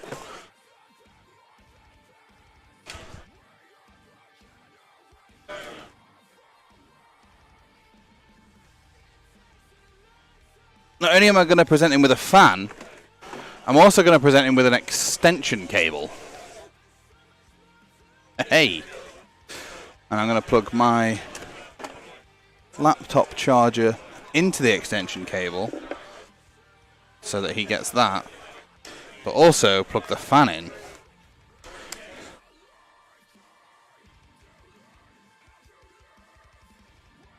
So that he can have that. There you go, Alex. Just for you. I've done that so we can have that sorted. Anyway. Oh, I think he disappeared to go and get me an update, actually. Or a pup date. Maybe. So there's now only 5 of those Blight Lords left, you know?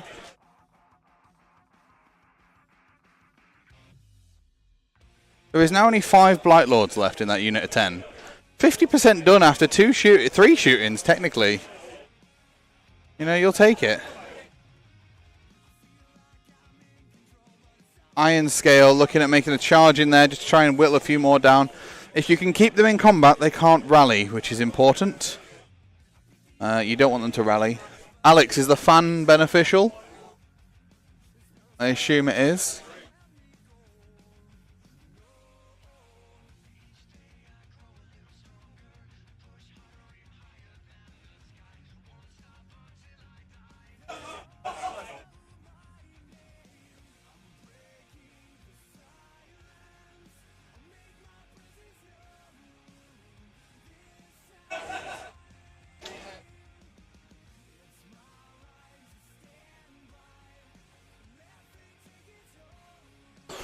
And yeah, we saw the Iron Scale go in. She can do some damage. We're going to see Marathi now charge into some Puskals. I imagine we'll see a dead unit of Puskals on the bottom right. And we'll also see the Blight Kings reduced to about 3 men. Then there's got to be a Dispel on that Sun this turn in the hero phase for Daniel, surely. Regardless of whose turn it is next, it's got to go. I know leaving it on the table means that it can't be summoned again, but you don't want to risk the chance, surely, of Bloab or Olgrots getting sucked into it. You know, they're doing a lot of your damage.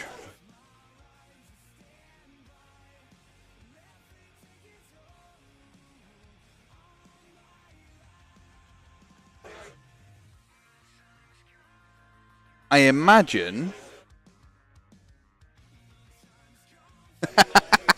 Move it onto there if you want. Do that, then we fill it around and take it. Oh, I don't need it. I'm nice and cool around here. Yeah. I think I'm just a cool guy. I'm a fun guy. I'm like a mushroom. Bad jokes. Dad jokes. Here all day, every day. An hour and 7 minutes left on the clock here. The player's going to have this game wrapped up pretty quickly. I think it's only turn 2, admittedly, but we're at the bottom of turn 2 rather than the top of turn 2. Both players have completed battle tactic. One battle tactic. Outmuscle wasn't achieved for Daniel, unfortunately.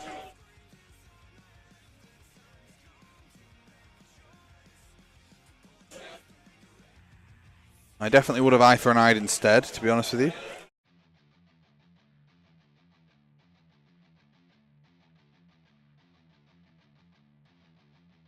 Why? I don't know. Why not?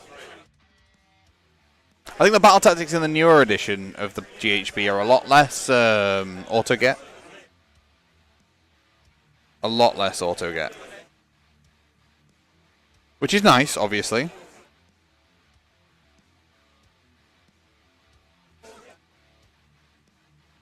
Because the auto-get nature of battle tactics are nothing but sad and unfortunate. I think this is the Iron Scale, or is this Marathi slapping? No, Iron Scale slapping.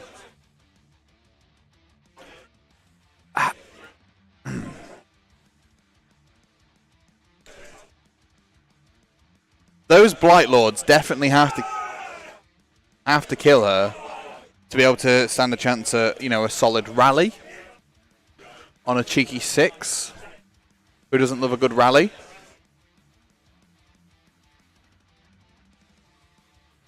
But I imagine now that they're pretty safe, you're going to go with the drones in the bottom right-hand corner here, probably splitting. I suppose they're GVs, aren't they? No, they're not Ghanaian vets because they're over 4 wounds.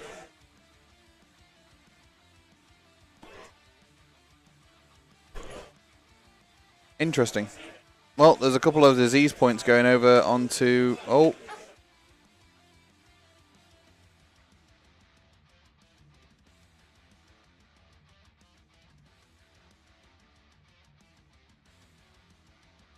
Onto the bow snake, oh, to the combat snake. Yes, what I would have done if I was Dan was taken Burning Head because it's like 20 points. Right? You cast the Orgrot spell, oh sorry, Blowab spell to do D3 mortal wounds every time it takes damage on a 2-up, and then you cast Burning Head, and it moves, and it does damage. And on a 2-up at the end of the phase, it takes D3 mortal wounds. Which means you... And you've got a shoot and attack. So you get it up there. You shoot a unit. At the end of the phase, it takes 2 plus D3 mortal. You could potentially get... there's no wounds that I don't think you could do to it in the movement phase. So in the hero phase, the shooting phase, the charge phase, because you do D3 mortals on impact, and the...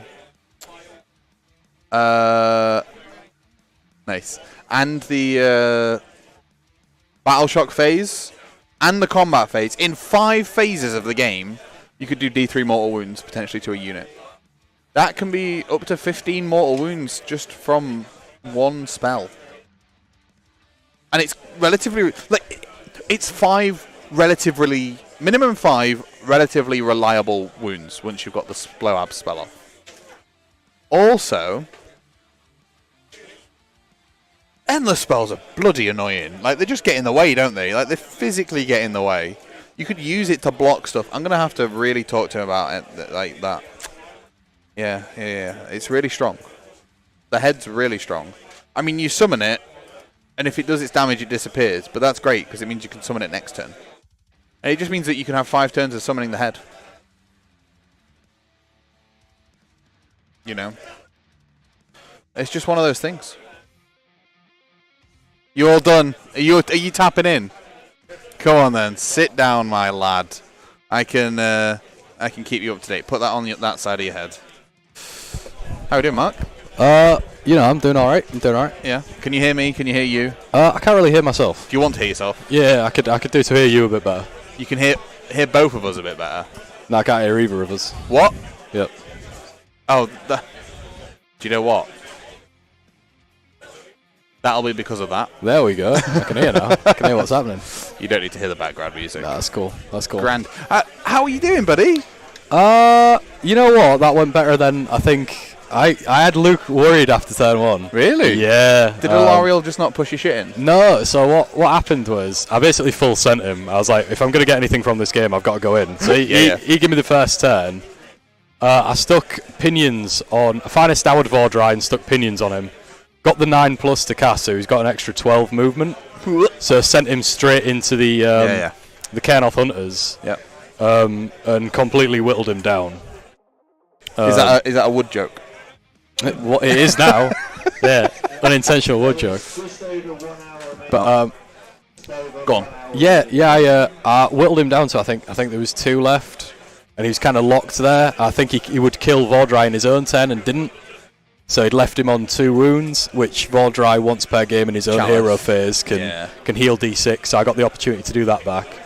Got a unit of Blood Knights into them alongside Vordry, and sent the Vengorian Lord over as well, and used, because I'm playing Castellai this tournament, used the +1 damage and +1 wound for the turn, and they didn't get through his hunters, and I think if I had, it might have been, I might have actually managed to drag a win out, but unfortunately not, that didn't happen.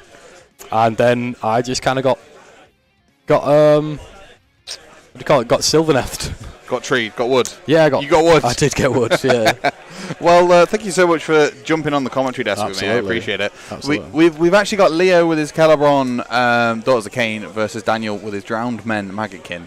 We saw Daniel have priority because he's a 1-drop.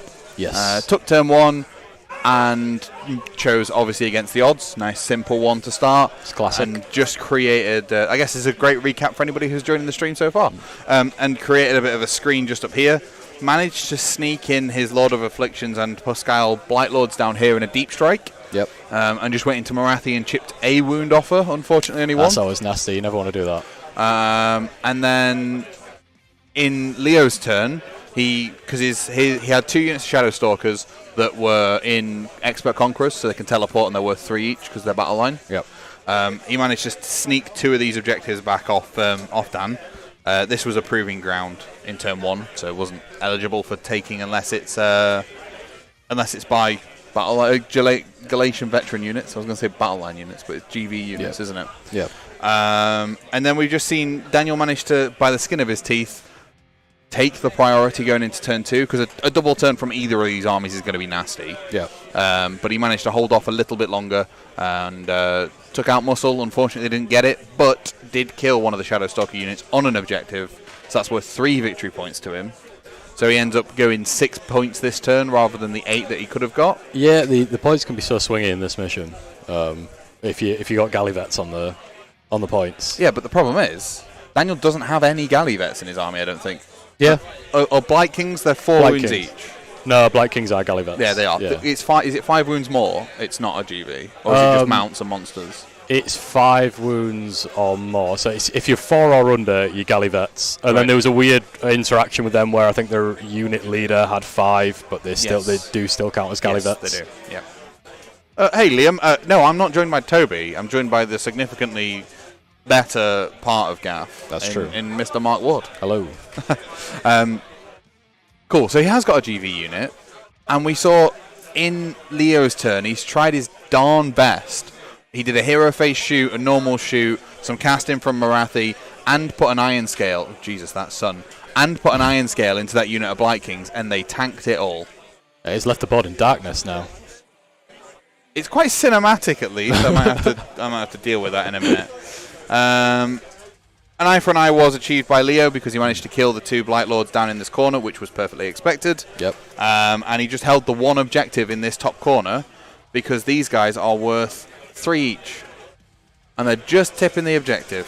Yeah, it's nice in this this mission to leave something just sort of touching the objective. So if something moves near you, you just hop them off so they don't bleed 3 points. Yeah. you just redeploy them. Because if you think they're going to die anyway, there's no point being stood on the objective because you're going to lose it regardless. Yeah. I think eye for an eye is a really solid choice here for Dan to do. If he's got a battle tactic, because he lost a unit last turn. There are only 2 Shadow Stalkers up here, which are pretty simple. I know you say they've got to redeploy, but if he's redeploying there, he's not redeploying somewhere like down here. Yeah, of course. Or even if the Blight Lords could go this way and do some damage there too.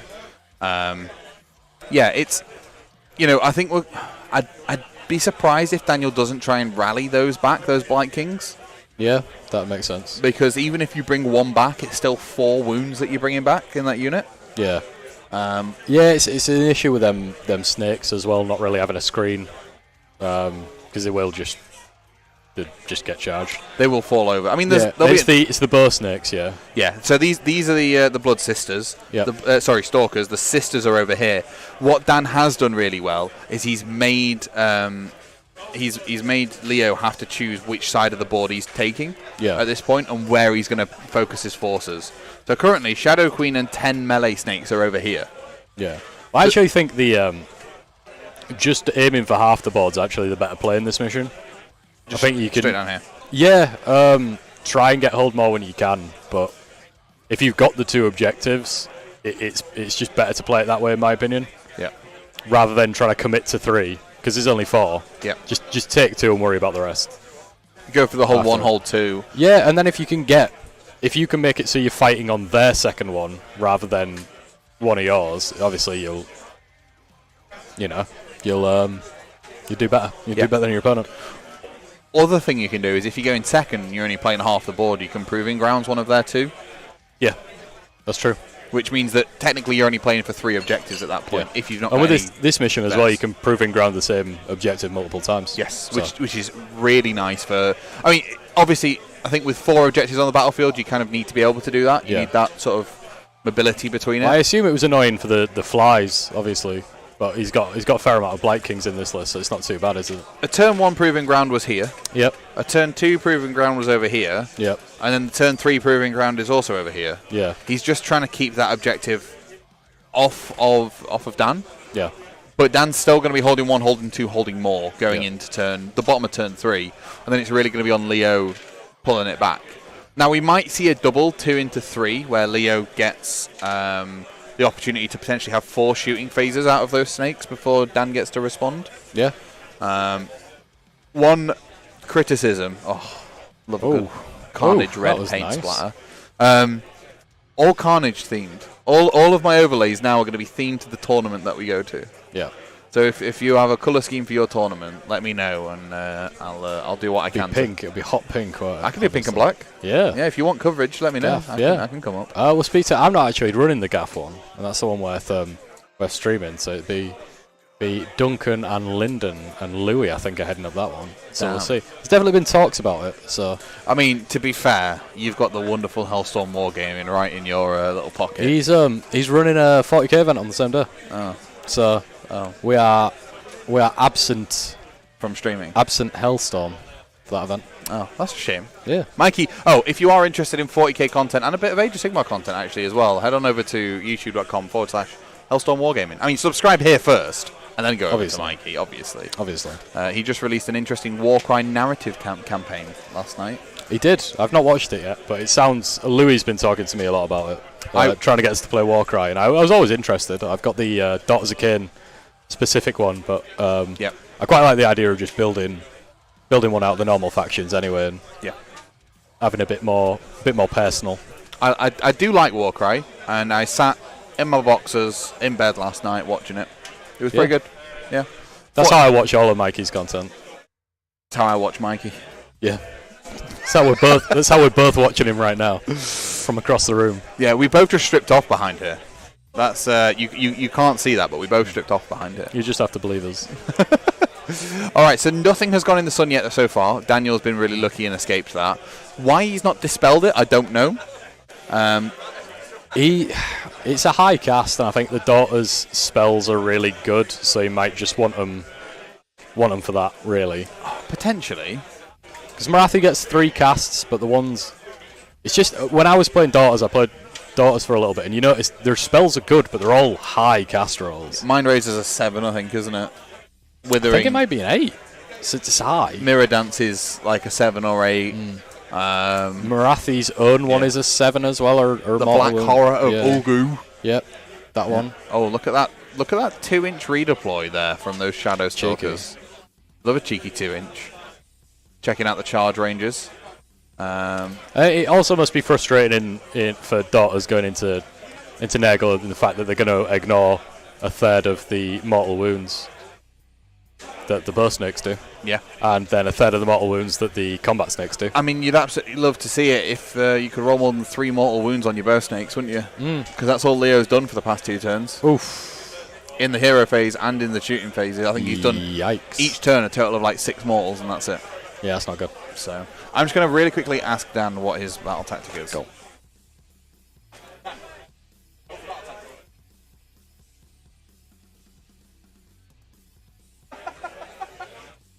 These kids these days.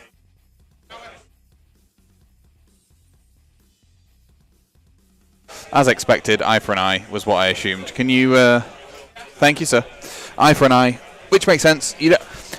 I think part of me is in a bit of a weird position with eye for an eye. Yep. I kind of think you should have to select the unit you're going to kill, because then it's not just a randomly. I mean, it's a dice game, right? It can flip, but all the rest of the battle tactics seem to rely on a specific choice of something or something like that. Whereas eye for an eye is just very generic. It's just a choose a thing. I guess, but I guess you also pick eye for an eye if you think you definitely kill a unit anyway, so you just sort of, I guess you'd pick it regardless. Potentially. If you could still pick it, most people pick eye for an eye with a unit in mind that they're going to kill. Yeah. Rather than just going, oh shit. Plus, a lot of them are difficult to do already. I quite like eye for an eye is like, I could get it in 2 places rather than just 1, so... Against the odds is Against the also odds a classic. Well, it's a classic turn 1, isn't it, really? Some people like to save it, because it's still quite easy to get later on.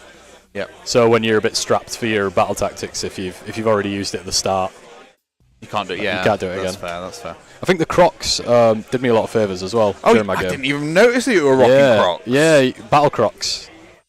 Battle Crocs. Incredibly comfy. Do you want googly eyes on them?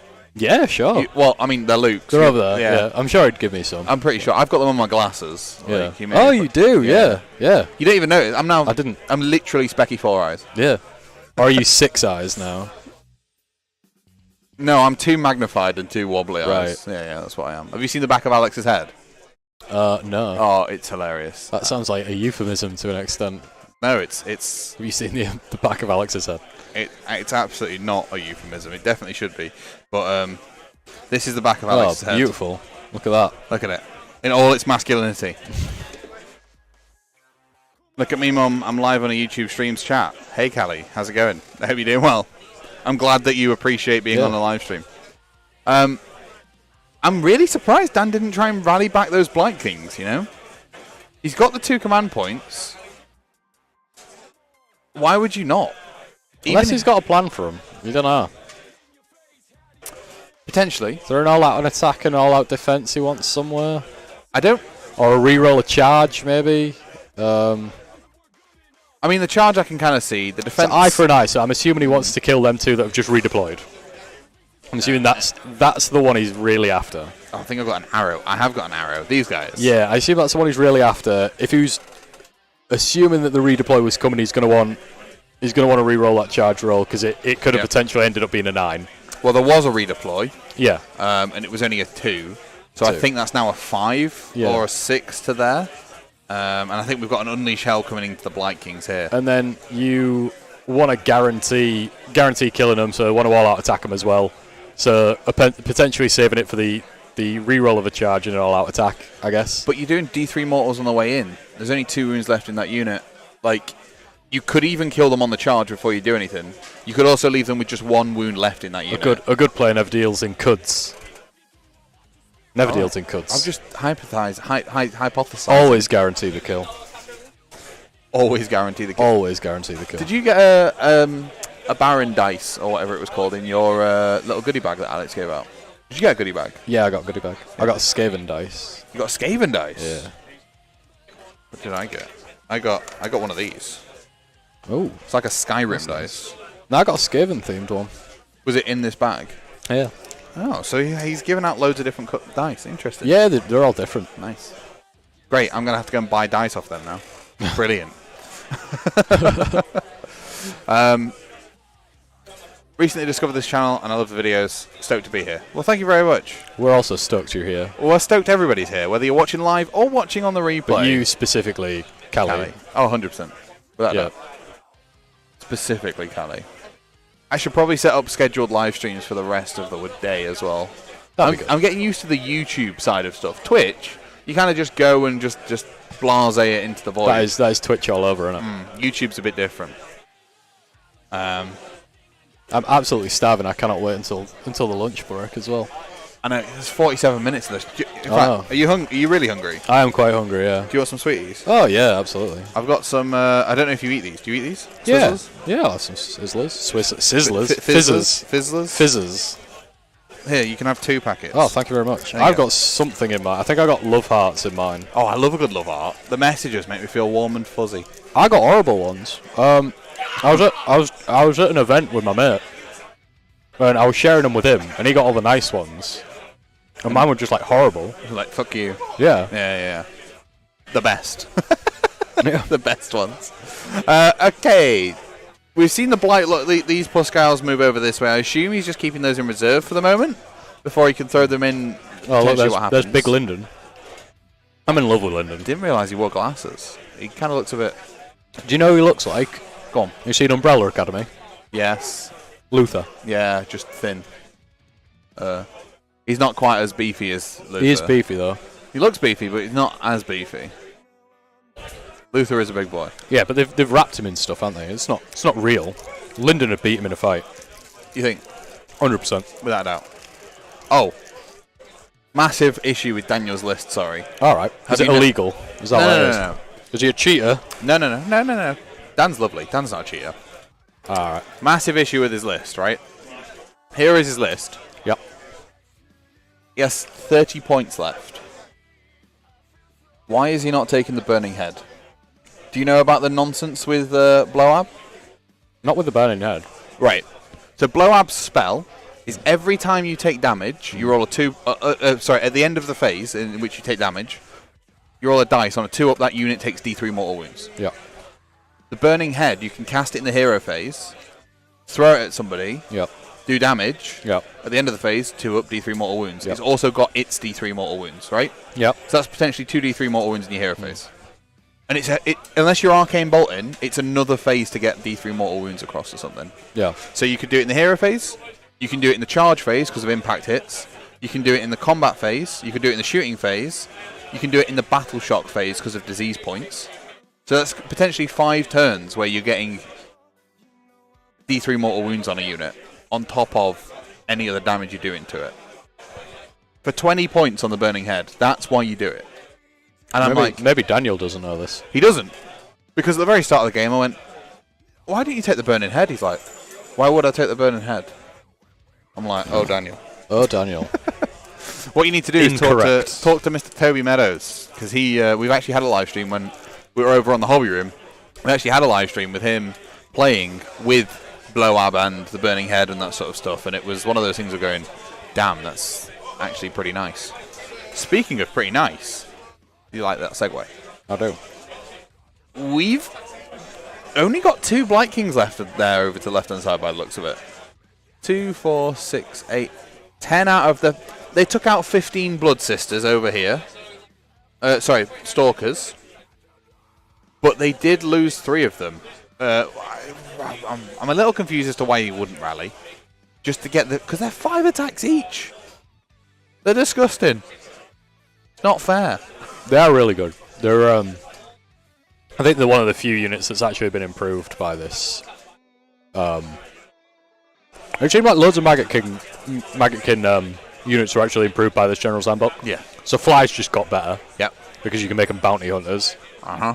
So they just went from being equally as good to just doing an extra point of damage. Which is great. Per model, per And attack. having the ability to fight Blight Kings through each other and count as 3 for the purposes of objectives is really good as well. Yeah. So it stops a lot of the problems with having a Having a Terminator base. Yeah, a 40 mil. 40 mil. I always forget what it's called. Since I started the hobby, I've referred to it as a Terminator base. I mean, it's what Terminators are on, right? Yep. Yeah. We actually didn't get that charge over here, That's what I mean. and there was no reroll used either. Now I'm confused as to why I didn't roll. Yeah. I'm very confused. Like, I know you're saving the points, right? But you're gonna want to rally. Who went first this time? Daniel went first this turn. He won a priority and went first. Okay, so he's still got the rest of the opposing player's turn to think about using his CP. He does, yes. Okay. Yeah, this is the that top. makes a bit more sense then. This is the top of 2. But other than all-out defense, what's he really using it with? Well, Marathi's going to come play with something, isn't she? So yes, there's that always, in the back of the mind. there is. But you could have potentially held 1, held 2, hold more, and got a battle tactic. This is now 2 battle tactics that Daniel's failed. Yeah. Which means there's, it's 4 VP that he's lost. Just laughing at it. He just loves it. That's what it is. Well, I mean, I guess so. You see the mortal wound there from the battle shock? Yeah. There's only 1 wound that needs to be done to those guys. A charge would have done that. On a 2-up, actually, when you charge, I think you do D3 with the flies, right? Yeah. I don't really know why he hasn't re-rolled the charge. It's only a 6 or a 7-inch charge. Maybe he just failed it. Maybe he did have 3 CP, because we are on... No, we're on Rampant Disease as the wheel, so we're only add 1 to disease rolls that you make. But even then, that's good. What's it going to be next? It's going to be... Nurgle heroes have a 4-up ward. Yeah. That's pretty good. Doesn't matter when you get sunned, though. That's true. Doesn't matter when you get sunned. I hate the purple sun. I do. I think it's garbage. Yeah. The fact that there's 20 here this weekend. I think it's a terrible model as well. You think it's a bad model? Yeah, I think it looks stupid. I like the model. I hate the base. But I also hate Thranquil's base. Why is it the Do same you not as like Launcher's? ovals? Nothing wrong with ovals when the model doesn't look like it's spilling over the edge of it. Yeah. Like an Imperial Knight in 40k, oval base. Yeah. Doesn't look like it's spilling over the edge because its feet are firmly planted on it. Yeah. Thranquil, however, he's like tiptoeing onto it barely. Yeah. Have the right size bases. Make it look good. Did he re-roll him? Oh, he might have re-rolled. I didn't see him re-roll it, God though. damn it, Ben. You're making me look a fool. I think it's because you came over as he was there, and I was talking about something on his list, and a massive failure in his list. Oh. A 4 and a double 1. Very possibly. Very, very possibly. I think, Matt, I'm going to go check up on my teammates. You are good. Thank you very Right. much, Mark. No worries.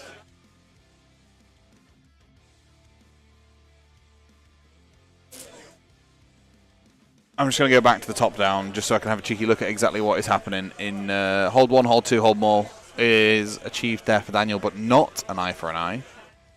We've got a couple of Blight Lords left, but not enough to shout about. Sorry, Blight Kings.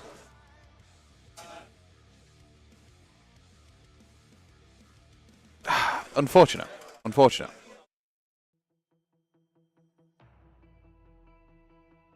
You could have done Breakthrough, actually, in turn 1 for Daniel, with his Deep Strikes. And, actually, because Celebron's the one where we can teleport, right? So, you could potentially do Breakthrough here for Leo. Because you could do it with some... You could, like, teleport your Combat Snakes, you could teleport the Shadow Stalkers... Barge through, not breakthrough. Thanks, Louis. Did you win? You did. Jesus. Gotrek did. Bloody hell. Yeah. Jesus. Learn how to play the game is what you... Yeah. So Barge Through is chosen. Obviously, we've already got one of the Shadow Stalkers left. Over there on the left-hand side. What you got to be careful of is a disease roll here. Because if a disease roll does do that mortal wound and you fail to save it on the Shadow Stalker, you're done. Like, unless you've got 3 units in your enemy's half.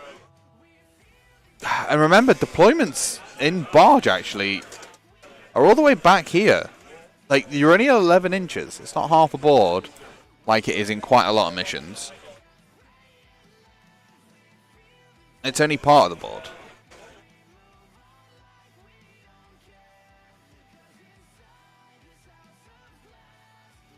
Interesting.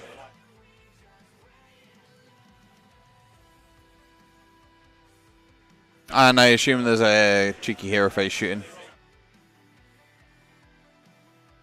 The fact that you can do that in the hero phase, I think, is dumb. Very dumb. Let me open up the Daughters of Khaine here and have a cheeky look at their ability to... the Calabron Legion's ability, excuse me.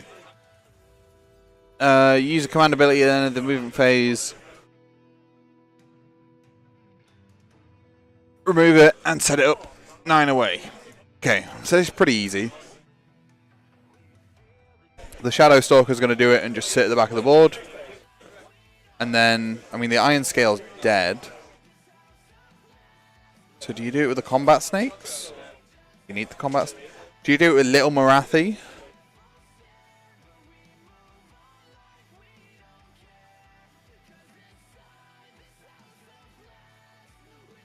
I guess you teleport Little Marathi. And just move her around. Then you'll have 2 people down there. Oh, that close-up cam's really struggling with the sun.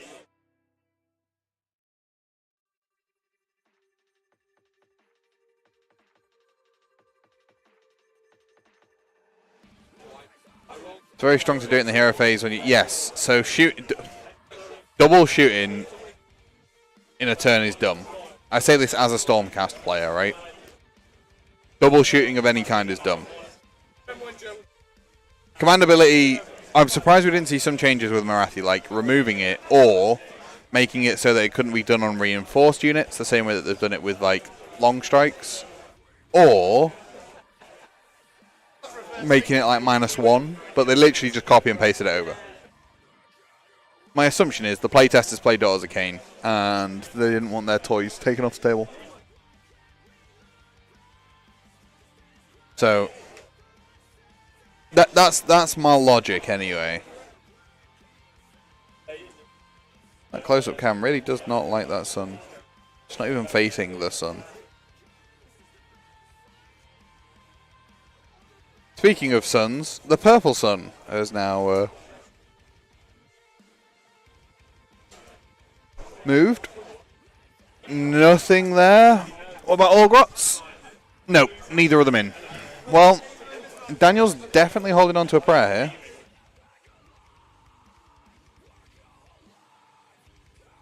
They aren't managing to get gobbled up by the sun, which is, you know, fair enough, but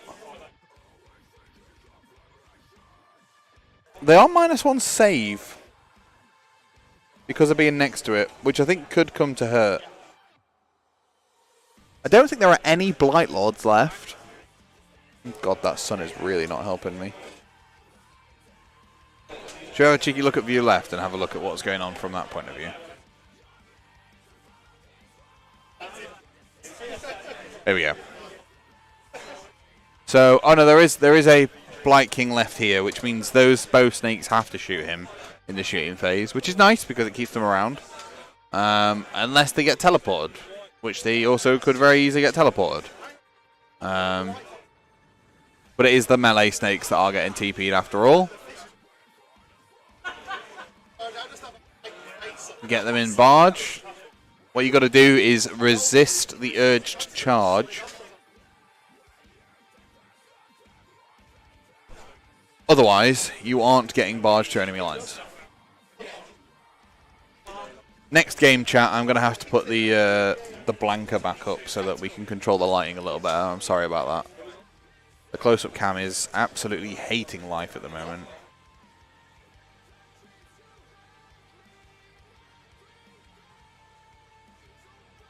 Is there anything I can do to fix this from here?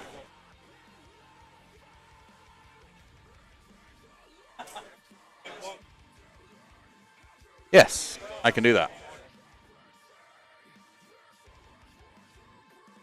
Fixed. Oh, it looks kind of cinematic with it fading through into the background. The fact that it's on a tilt is a bit annoying, but we can see this lovely line that we've got of the Nurgle big beasties here. I always find Nurgle very interesting to watch when I'm looking at a game, because the fact that they are sort of have the ability to be low model count but tanky as all hell is very frustrating. Hello, man. There are.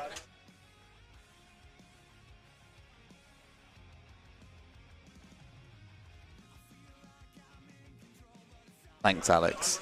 They're just announcing that there's just over 30 minutes left of the round.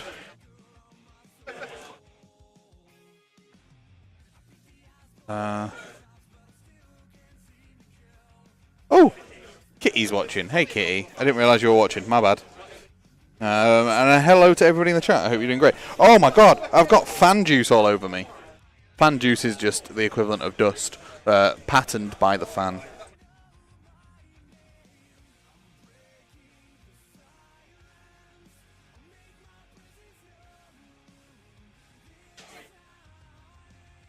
So, with Barge achieved, right? Because I assume that Shadow Stalker has disappeared. Yep, Shadow Stalker has disappeared off the left. The snakes are now in the back, which is fair. It makes sense, you know, that's what you want to do. And,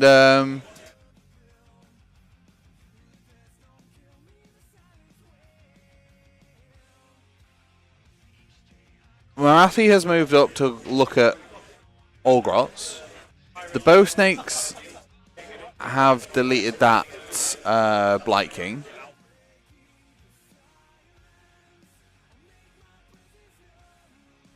And there you go. There's some mortal wounds for the shooting.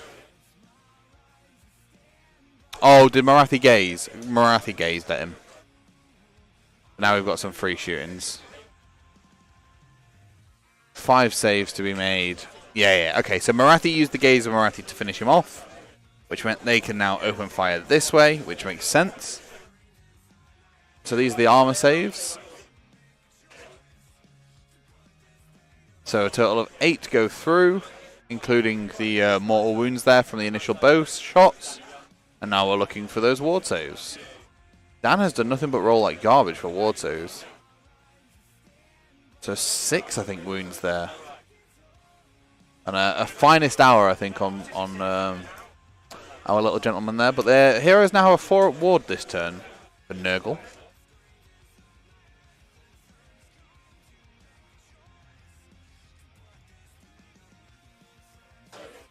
And reroll ones for the charge, so into a 10. Yep, gotta love it. A 10-inch charge gets Marathi pretty much wherever she wants to be. Back of base to back of base. And there we sit with big old Marathi Khaine.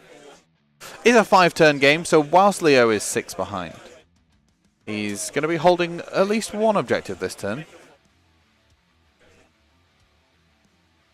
Little Marathi is surprisingly decent in combat. And if you've already got Big Marathi in combat, you might as well use Little Marathi too.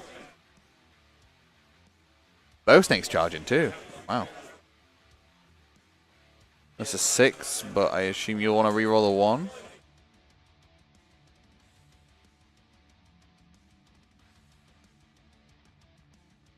Can we have a table 37 update? Andy, is that because you want to see how the Hex Race and KO are doing?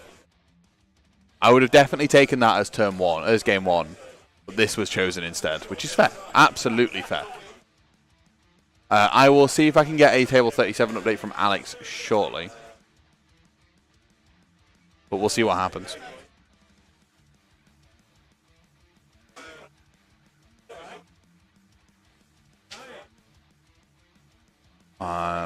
They are still playing. As far as I'm aware, the Hex Race were moved up and the Ironclads went and sat on their objectives. Sorry, the Ironclads went and shot all the Hex Race off in turn 2. I can go and double check if you'd like, but that will leave us without any commentary. Instead of just bad commentary, any commentary. But we have seen both Marathis go into I can never remember which brother that is. Is that Bloab or is that Orgrots? Bloab Rot Spawn is that one. Okay, so that's Bloab. So that's the spelly one.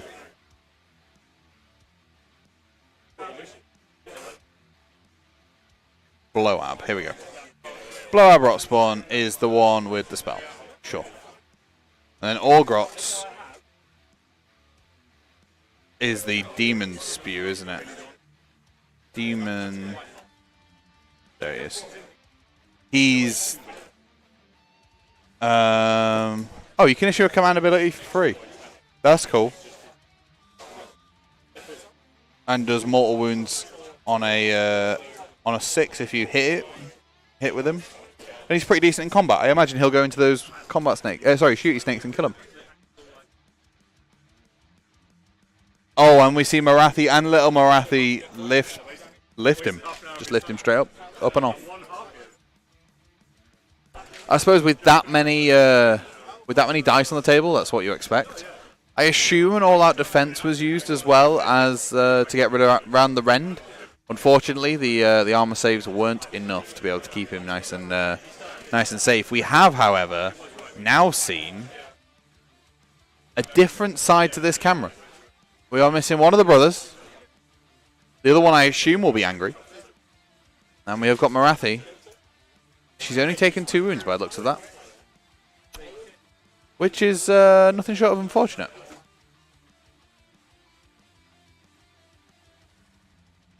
And we're just seeing some mortal wounds go through here for the snakes. And anything with a disease point.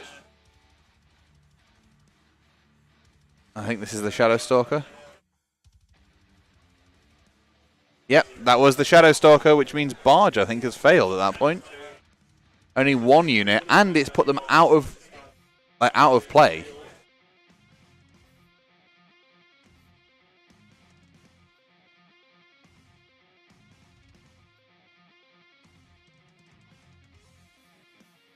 I'll see if I can... Oh, hello, cat. You coming up here?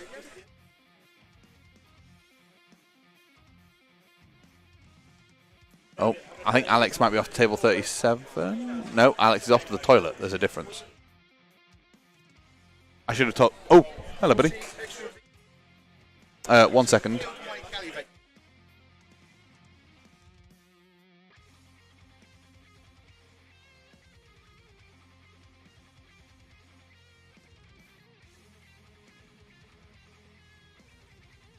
Sorry, chap. There you go. Turn 3, bottom of turn 3, 2 points in it. No battle tactic achieved that turn by either player. This is quite an interesting one, actually, Daniel and Leo.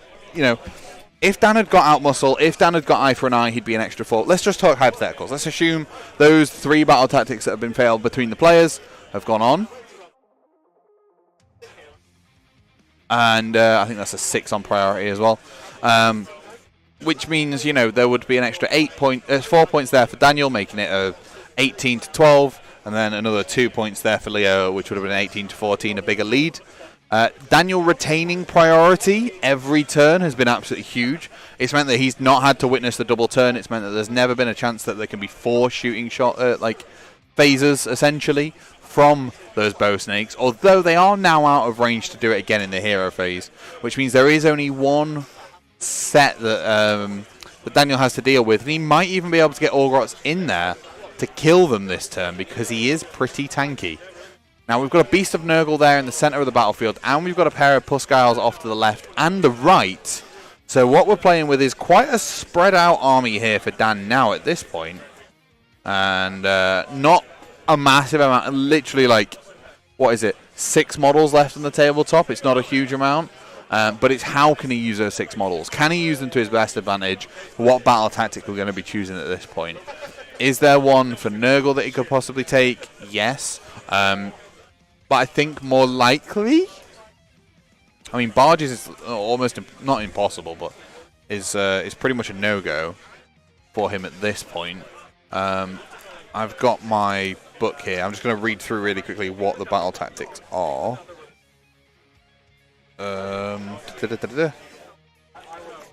That's the scoring sheet, which nobody uses. Battle tactics, here we go. Gaining momentum. Gaining momentum is a pretty easy one. Oh, Tom Bell, thank you very much for buying a ticket to Decimation. We'll see you there next week. Speaking of Decimation, if you are wanting to play in a tournament next weekend at Sanctuary Gaming, feel free to come on over. It is £40, food included. It's going to be great. Yes, keeping priority all the way through turns 1 to 4 is massive and has really helped Dan. Not getting double turned has been huge. And actually, I think that's what's keeping him in the game quite so far. But I think gaining momentum is probably a simple one. You pick an enemy unit on the battlefield, and you already control 3 out of the 4 objectives. So you pretty much get that. I think they're trying to work out Barge, but I wouldn't even bother doing Barge at this point. I mean, what have we got? 2, 4, 6, 8, 10, 12, 14, 16. Is there gift bags next weekend? There are entry goodies. They're not bags. They are entry goodies, I would say. Because it's not an actual bag, you know? Alex gets the bags. It's more of an envelope than a bag. I have a tournament next weekend, Liam, yes. I'm running one at Sanctuary Gaming. Details are available from DysonDucks.com. The list submission was supposed to be tonight at midnight, but there are quite a few players at Carnage who are also coming to my event next week. And I have extended the list deadline until Tuesday night. Once all the lists are in Tuesday, I'll release what 5 missions we'll be playing on Wednesday, and then, but not the order in which they'll be played, and then I'll release the matchups and stuff on Thursday for that. So that is the deadline, or the timeline, if you like. It's a pretty tight turnaround, if you like, but we are obviously streaming this event here, else it would have all been done this weekend. Can you have a free ticket? No? Can I have a free commission painted army? Wait, maybe? There you go. I'll tell you what, you can have a free ticket if I can have a free commission painted army, then.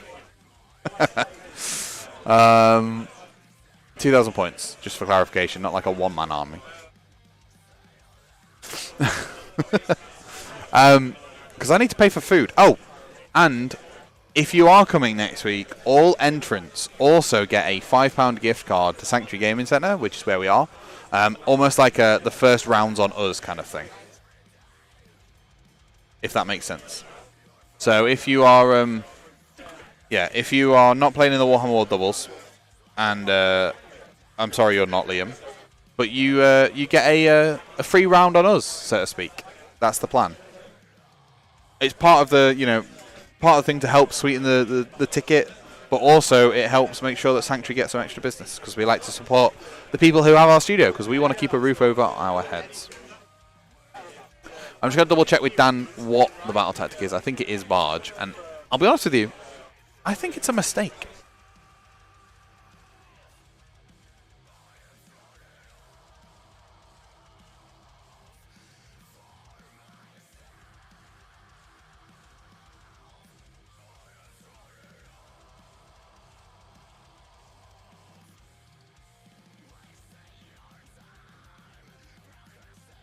Yeah, Barge, indeed.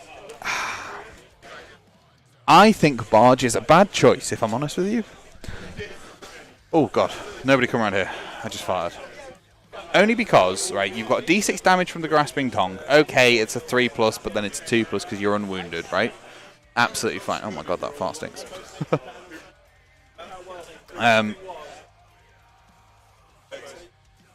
So you've got a potential D6 damage there.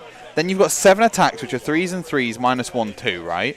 You've also got a stomp that you can do on them. You've also got the mortal wounds from all that sort of stuff. And you've got 5 attacks from your monstrous claws at 3s and 3s -2. Sorry, 3s and 2s -2, 3 damage. Like, you have the capability to just go through these guys. I mean, how many have we got left? 1, 2, 3, 4, 5, 6, 7, 8, 9, 10, 11, 12. Okay, he rallied loads of them back. So there's 12 of them. There's 24 wounds. Okay. Once you've rallied them, yeah, okay. Maybe not. Ah, using the dead brother as a placeholder, I see.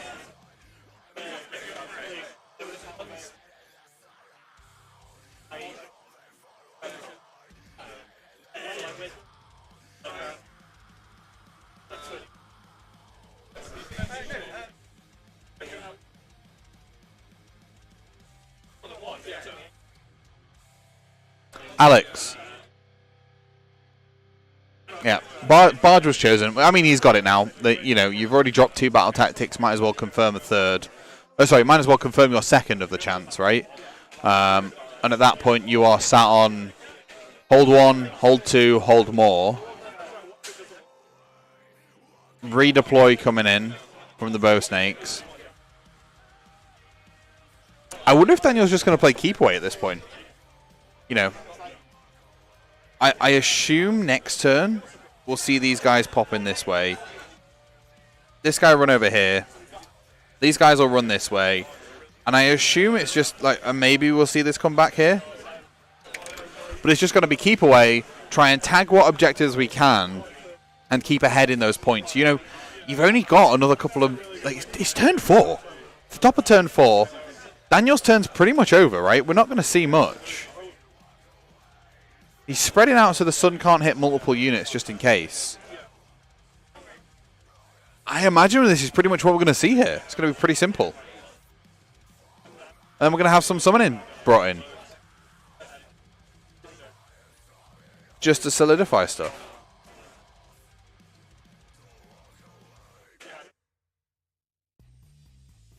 The only thing you're going to be able to Celebron teleport in turn 4 for Leo at the moment is these guys. I wouldn't be surprised if we saw these guys run up here, maybe little Marathi stick around to be able to teleport them over somewhere. But, we're getting 5 VP here for Daniel, putting him on 19 plays 12. None of his Galayan veteran units...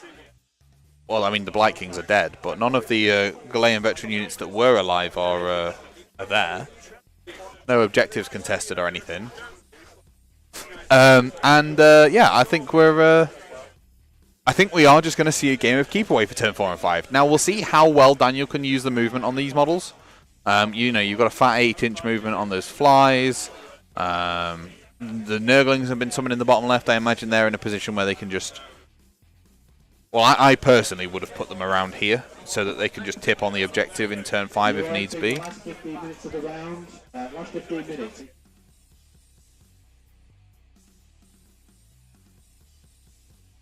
Thanks, Alex. I appreciate that.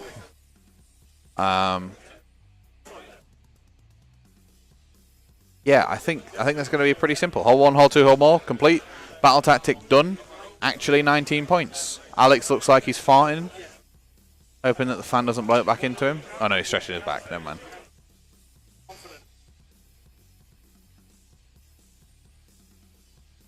I probably need to do something on the overlay where the battle tactic turns green if they achieve it or something. So it's a bit easier for us all to see. And Desecrate chosen. It's a pretty simple one there for Leo. I imagine Desecrate's going to be chosen here for turn 5 for Dan as well. If he can hold on to that side of the battlefield, you've got... Oh, hang on. Is Desecrate starting army? Nope, it's not even starting army. So, Desecrate, I imagine he's just going to choose this bit of terrain, for example. Or even this one. Or this one. He's got so many choices here. If he gets turn 5, he's going to guarantee himself stuff. Two VPs there. Hold 1 at least, I think. It's just a case of trying to make sure he gets hold 2 and then hold more. And put himself in a position where Leo just can't come back from it. Bloodthirsty Zealots, the Daughters of Khaine Grand Strategy. Because these probably will come into play, Grand Strats. Match play, Grand Strategies. Bloodthirsty Zealots. When the battle ends, you complete this grand strategy if all friendly units either fought at least once during the battle or have been destroyed. Well, at this point, everything has fought. So, he's got his 3 points there. And then, obviously, take what's theirs. If there are more friendly units than enemy units wholly in your opponent's territory... Turn 5, Leo's going to be able to teleport himself back.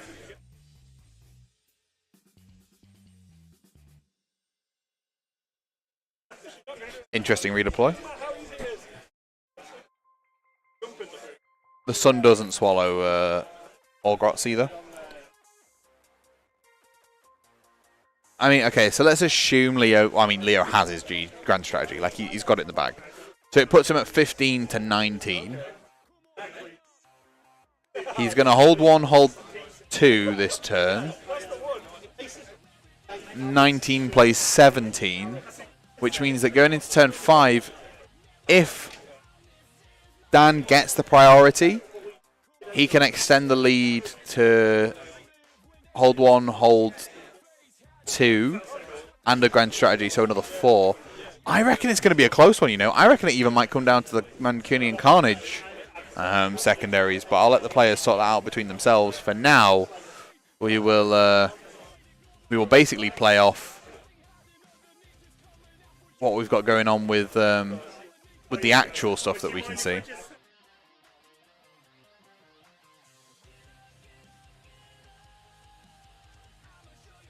A cheeky run from those bow snakes to be able to hold 1, hold 2, and indeed hold more. There we go. He's proven me wrong. Good job, Leo. Now it's only going to be 1 VP down. Obviously, the moment that Daniel summons or puts something else on those objectives, Leo has to choose which one that unit is controlling, because it can only control or contest 1. Because he held it last time, he'll be able to throw it over to the new one on the left-hand side. No Dispel from the Black Horror, and indeed, Big Marathi is coming to say, hey, redeploying early on those was maybe not amazing.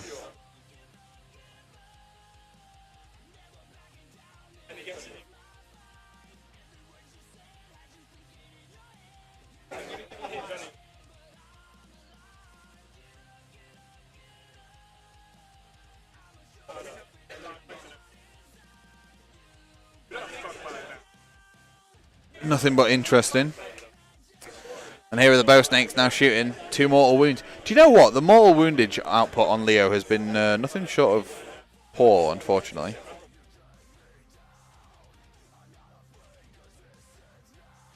Part of me thinks, could Dan still have got barge if he'd have charged into the snakes instead? Potentially.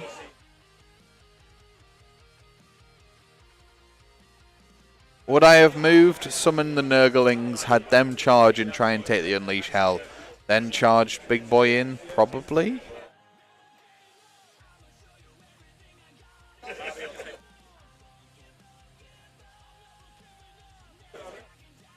Interestingly. Obviously, Marathi gets a charge into those Hostiles there, which makes complete sense.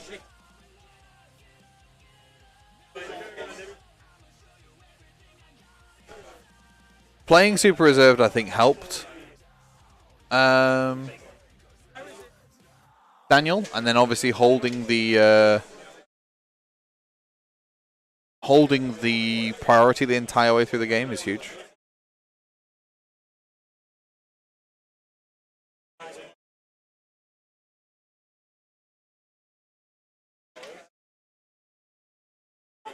Okay, both. Did they not run? I'm pretty sure the Iron Scale's dead, right?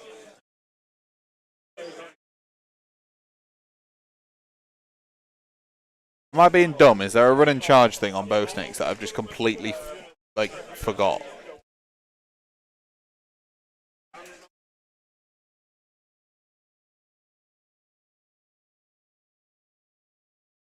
Run.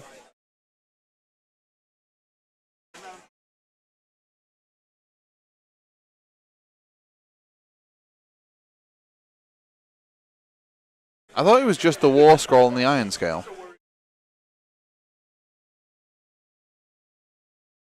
You've got retreat and charge for a different thing.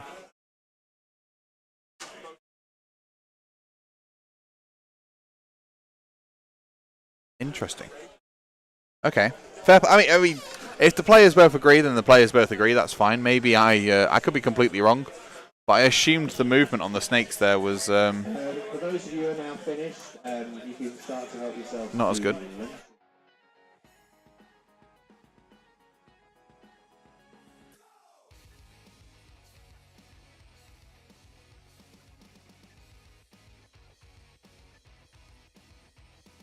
Sorry, Alex is making an announcement. 1 second.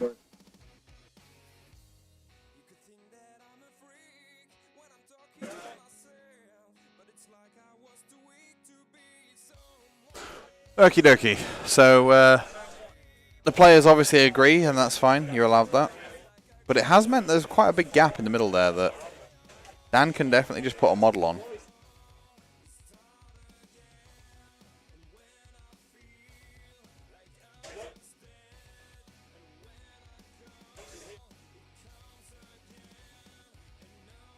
Leo has turned it round.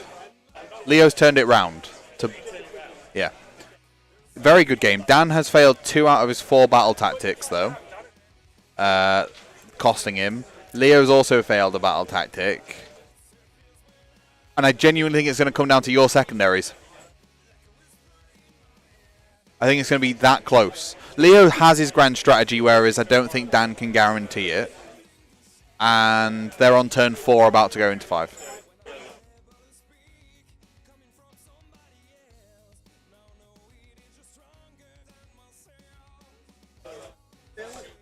Okay, Marathi's taken some wins. Unfortunately for Daniel, he's not been managing to take down Marathi. I think if he had the ability to, or if he had the focus to kill her, like, there's 2 ways you play against Marathi. You either focus her or you ignore her. They're the 2 options. But if he'd managed to do the 3 wounds in the first turn, right? If he'd have managed to do 3 wounds before he died when he's got the fight last artifact on the dude, the Lord of Afflictions, that's half of her wounds gone. That means then you start looking at putting like the Blight Kings into her to take 3 more off and tank it, and then shooting her for 3 more. And you know, like there is a world where Marathi was dead on turn 2. I'll have a chat with Dan afterwards, and when we come to do game 2 later on, we'll have a look. Oh, speaking of which, game 2, chat. We're going to stop for lunch shortly, but game 2 will be 12:45 apparently in 20 minutes. No. Oh, the time has been pushed back, of course.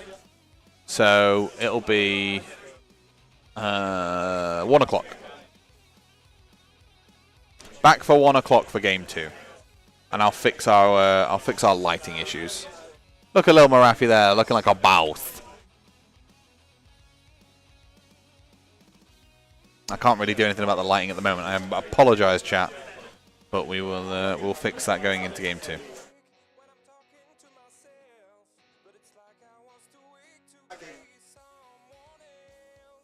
Beast of Nurgle was obviously lifted, and they're just looking at some mortal wounds being taken because of disease points. Sure. Desecrate achieved. Hold 1, hold 2, and hold more there achieved for Leo. Giving him a fat 5 points this turn, as we predicted, 17 to 19. Leo does have his grand strat, which is technically 20 to 19, but we're going to turn 5 priority. This is huge. I think this decides if the game is won or lost by either player. Not decides, but helps decide. We have a priority roll coming in. We have a 1 into a 5. Leo finally gets the double turn. It's only taken 4 turns to do it. I'm pretty sure Leo takes the turn, right? Hold 1, hold 2, hold more. Chooses insert grand strategy here. Nobody really cares. You've done barge. Can't really do that one's mine because you've already killed some stuff and your general's dead. You could do gaining momentum. I don't want to find love. Go away. Nobody wants to find love.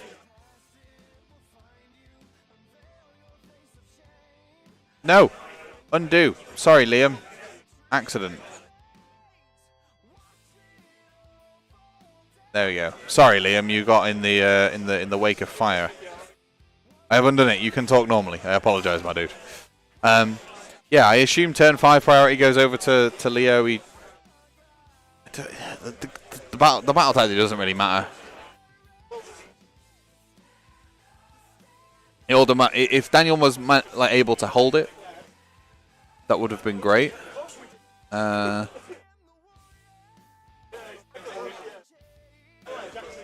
Three friendly mark. Okay, Clash of Arms. 3 charges this turn. Miscast on Marathi. She takes a mortal wound.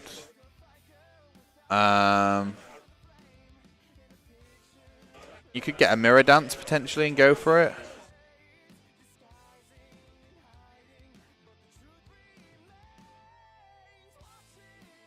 But, you know, Leo's getting...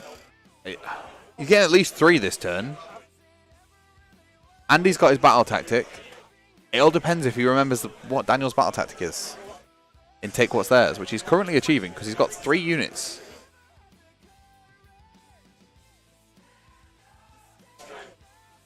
Hold 1, hold 2, hold more. Actually, technically, a misplay here from Leo could spell disaster. I think all he's got to do is Celebron teleport. Oh, sorry, Mirror Dance as many units as he can, or get them all into his home objective. There's 2 units. He's now got to use those bow snakes to lift a 3rd unit. But the problem is, once you leave those, if you leave that objective, the flies can come over here. Orgrots can come over here, and then you're back to holding 1, holding 2, holding more. And you could potentially get a cheeky Desecrate off as well with the Nurglings. Oh, Lord.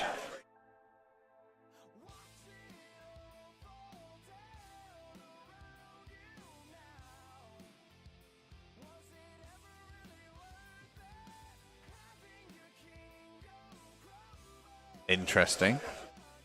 Yep, I think Leo's just making that screen there.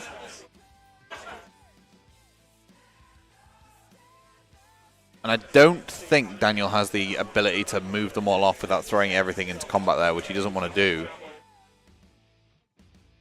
But what you got to be careful of is, I assume he can summon more Nurglings in, because if he gets a run over here, he might be able to summon some... I mean, it has to be a fat run, but you can auto 6 it, right? And he's already got a 8-inch move. If he does any wounds to it, it's a different story. But, you know, you could get a 16-inch move up to, like, here, and then I think you'll be out of summoning reach. Maybe you could summon a tree?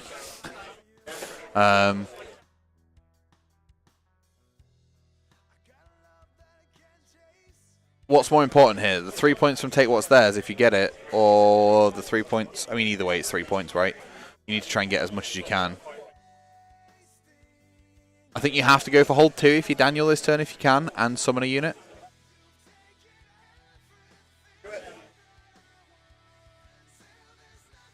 Oh, he's not. Alright.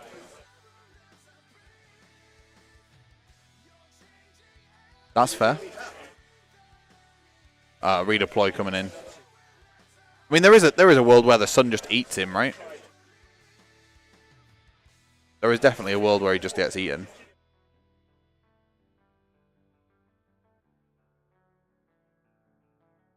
The redeploy backwards is interesting. I guess it's just to make a charge like almost impossible. Because you don't want to give Leo the free movement at the charge phase to get back into his own territory. Because you're trying to solidify your... Yeah, I mean, there's a lot of like thought process going in. I am one mind trying to process everything that's happening at once on 2 people that I'm not inside the brains of. But, you know, it is what it is.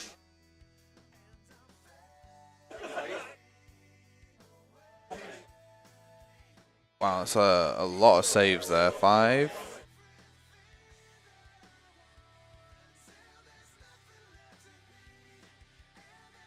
Oh, he doesn't even kill all the Nurglings.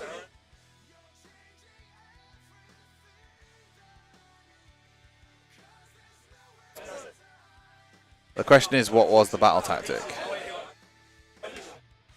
I don't even know what the battle tactic was. I'll have to find out from the players.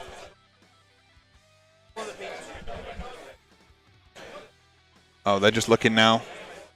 Oh, what a stretch. Interested to know what is chosen.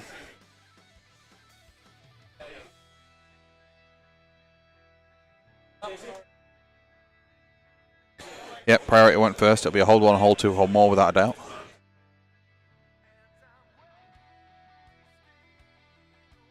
Can't actually do any battle tactics, I don't think, Leo.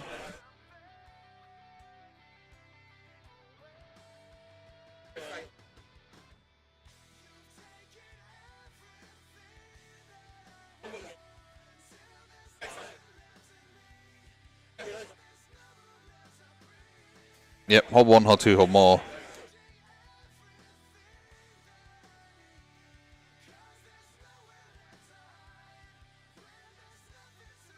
I think a desecrate here. There is actually no battle tactic that Leo can do, which is fair. The players have agreed that. Yeah, desecrate chosen. I mean, it's pretty simple. It's the end of the turn. There's no more movement other than a redeploy. But you've only got a snake unit in range, and you've already got Maggotkin. Oh, sorry, Nurgles.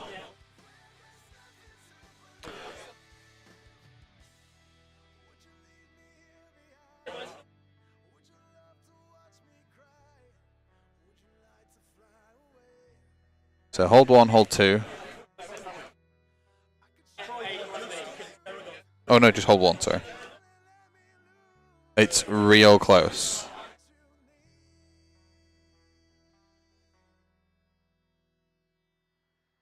Yep.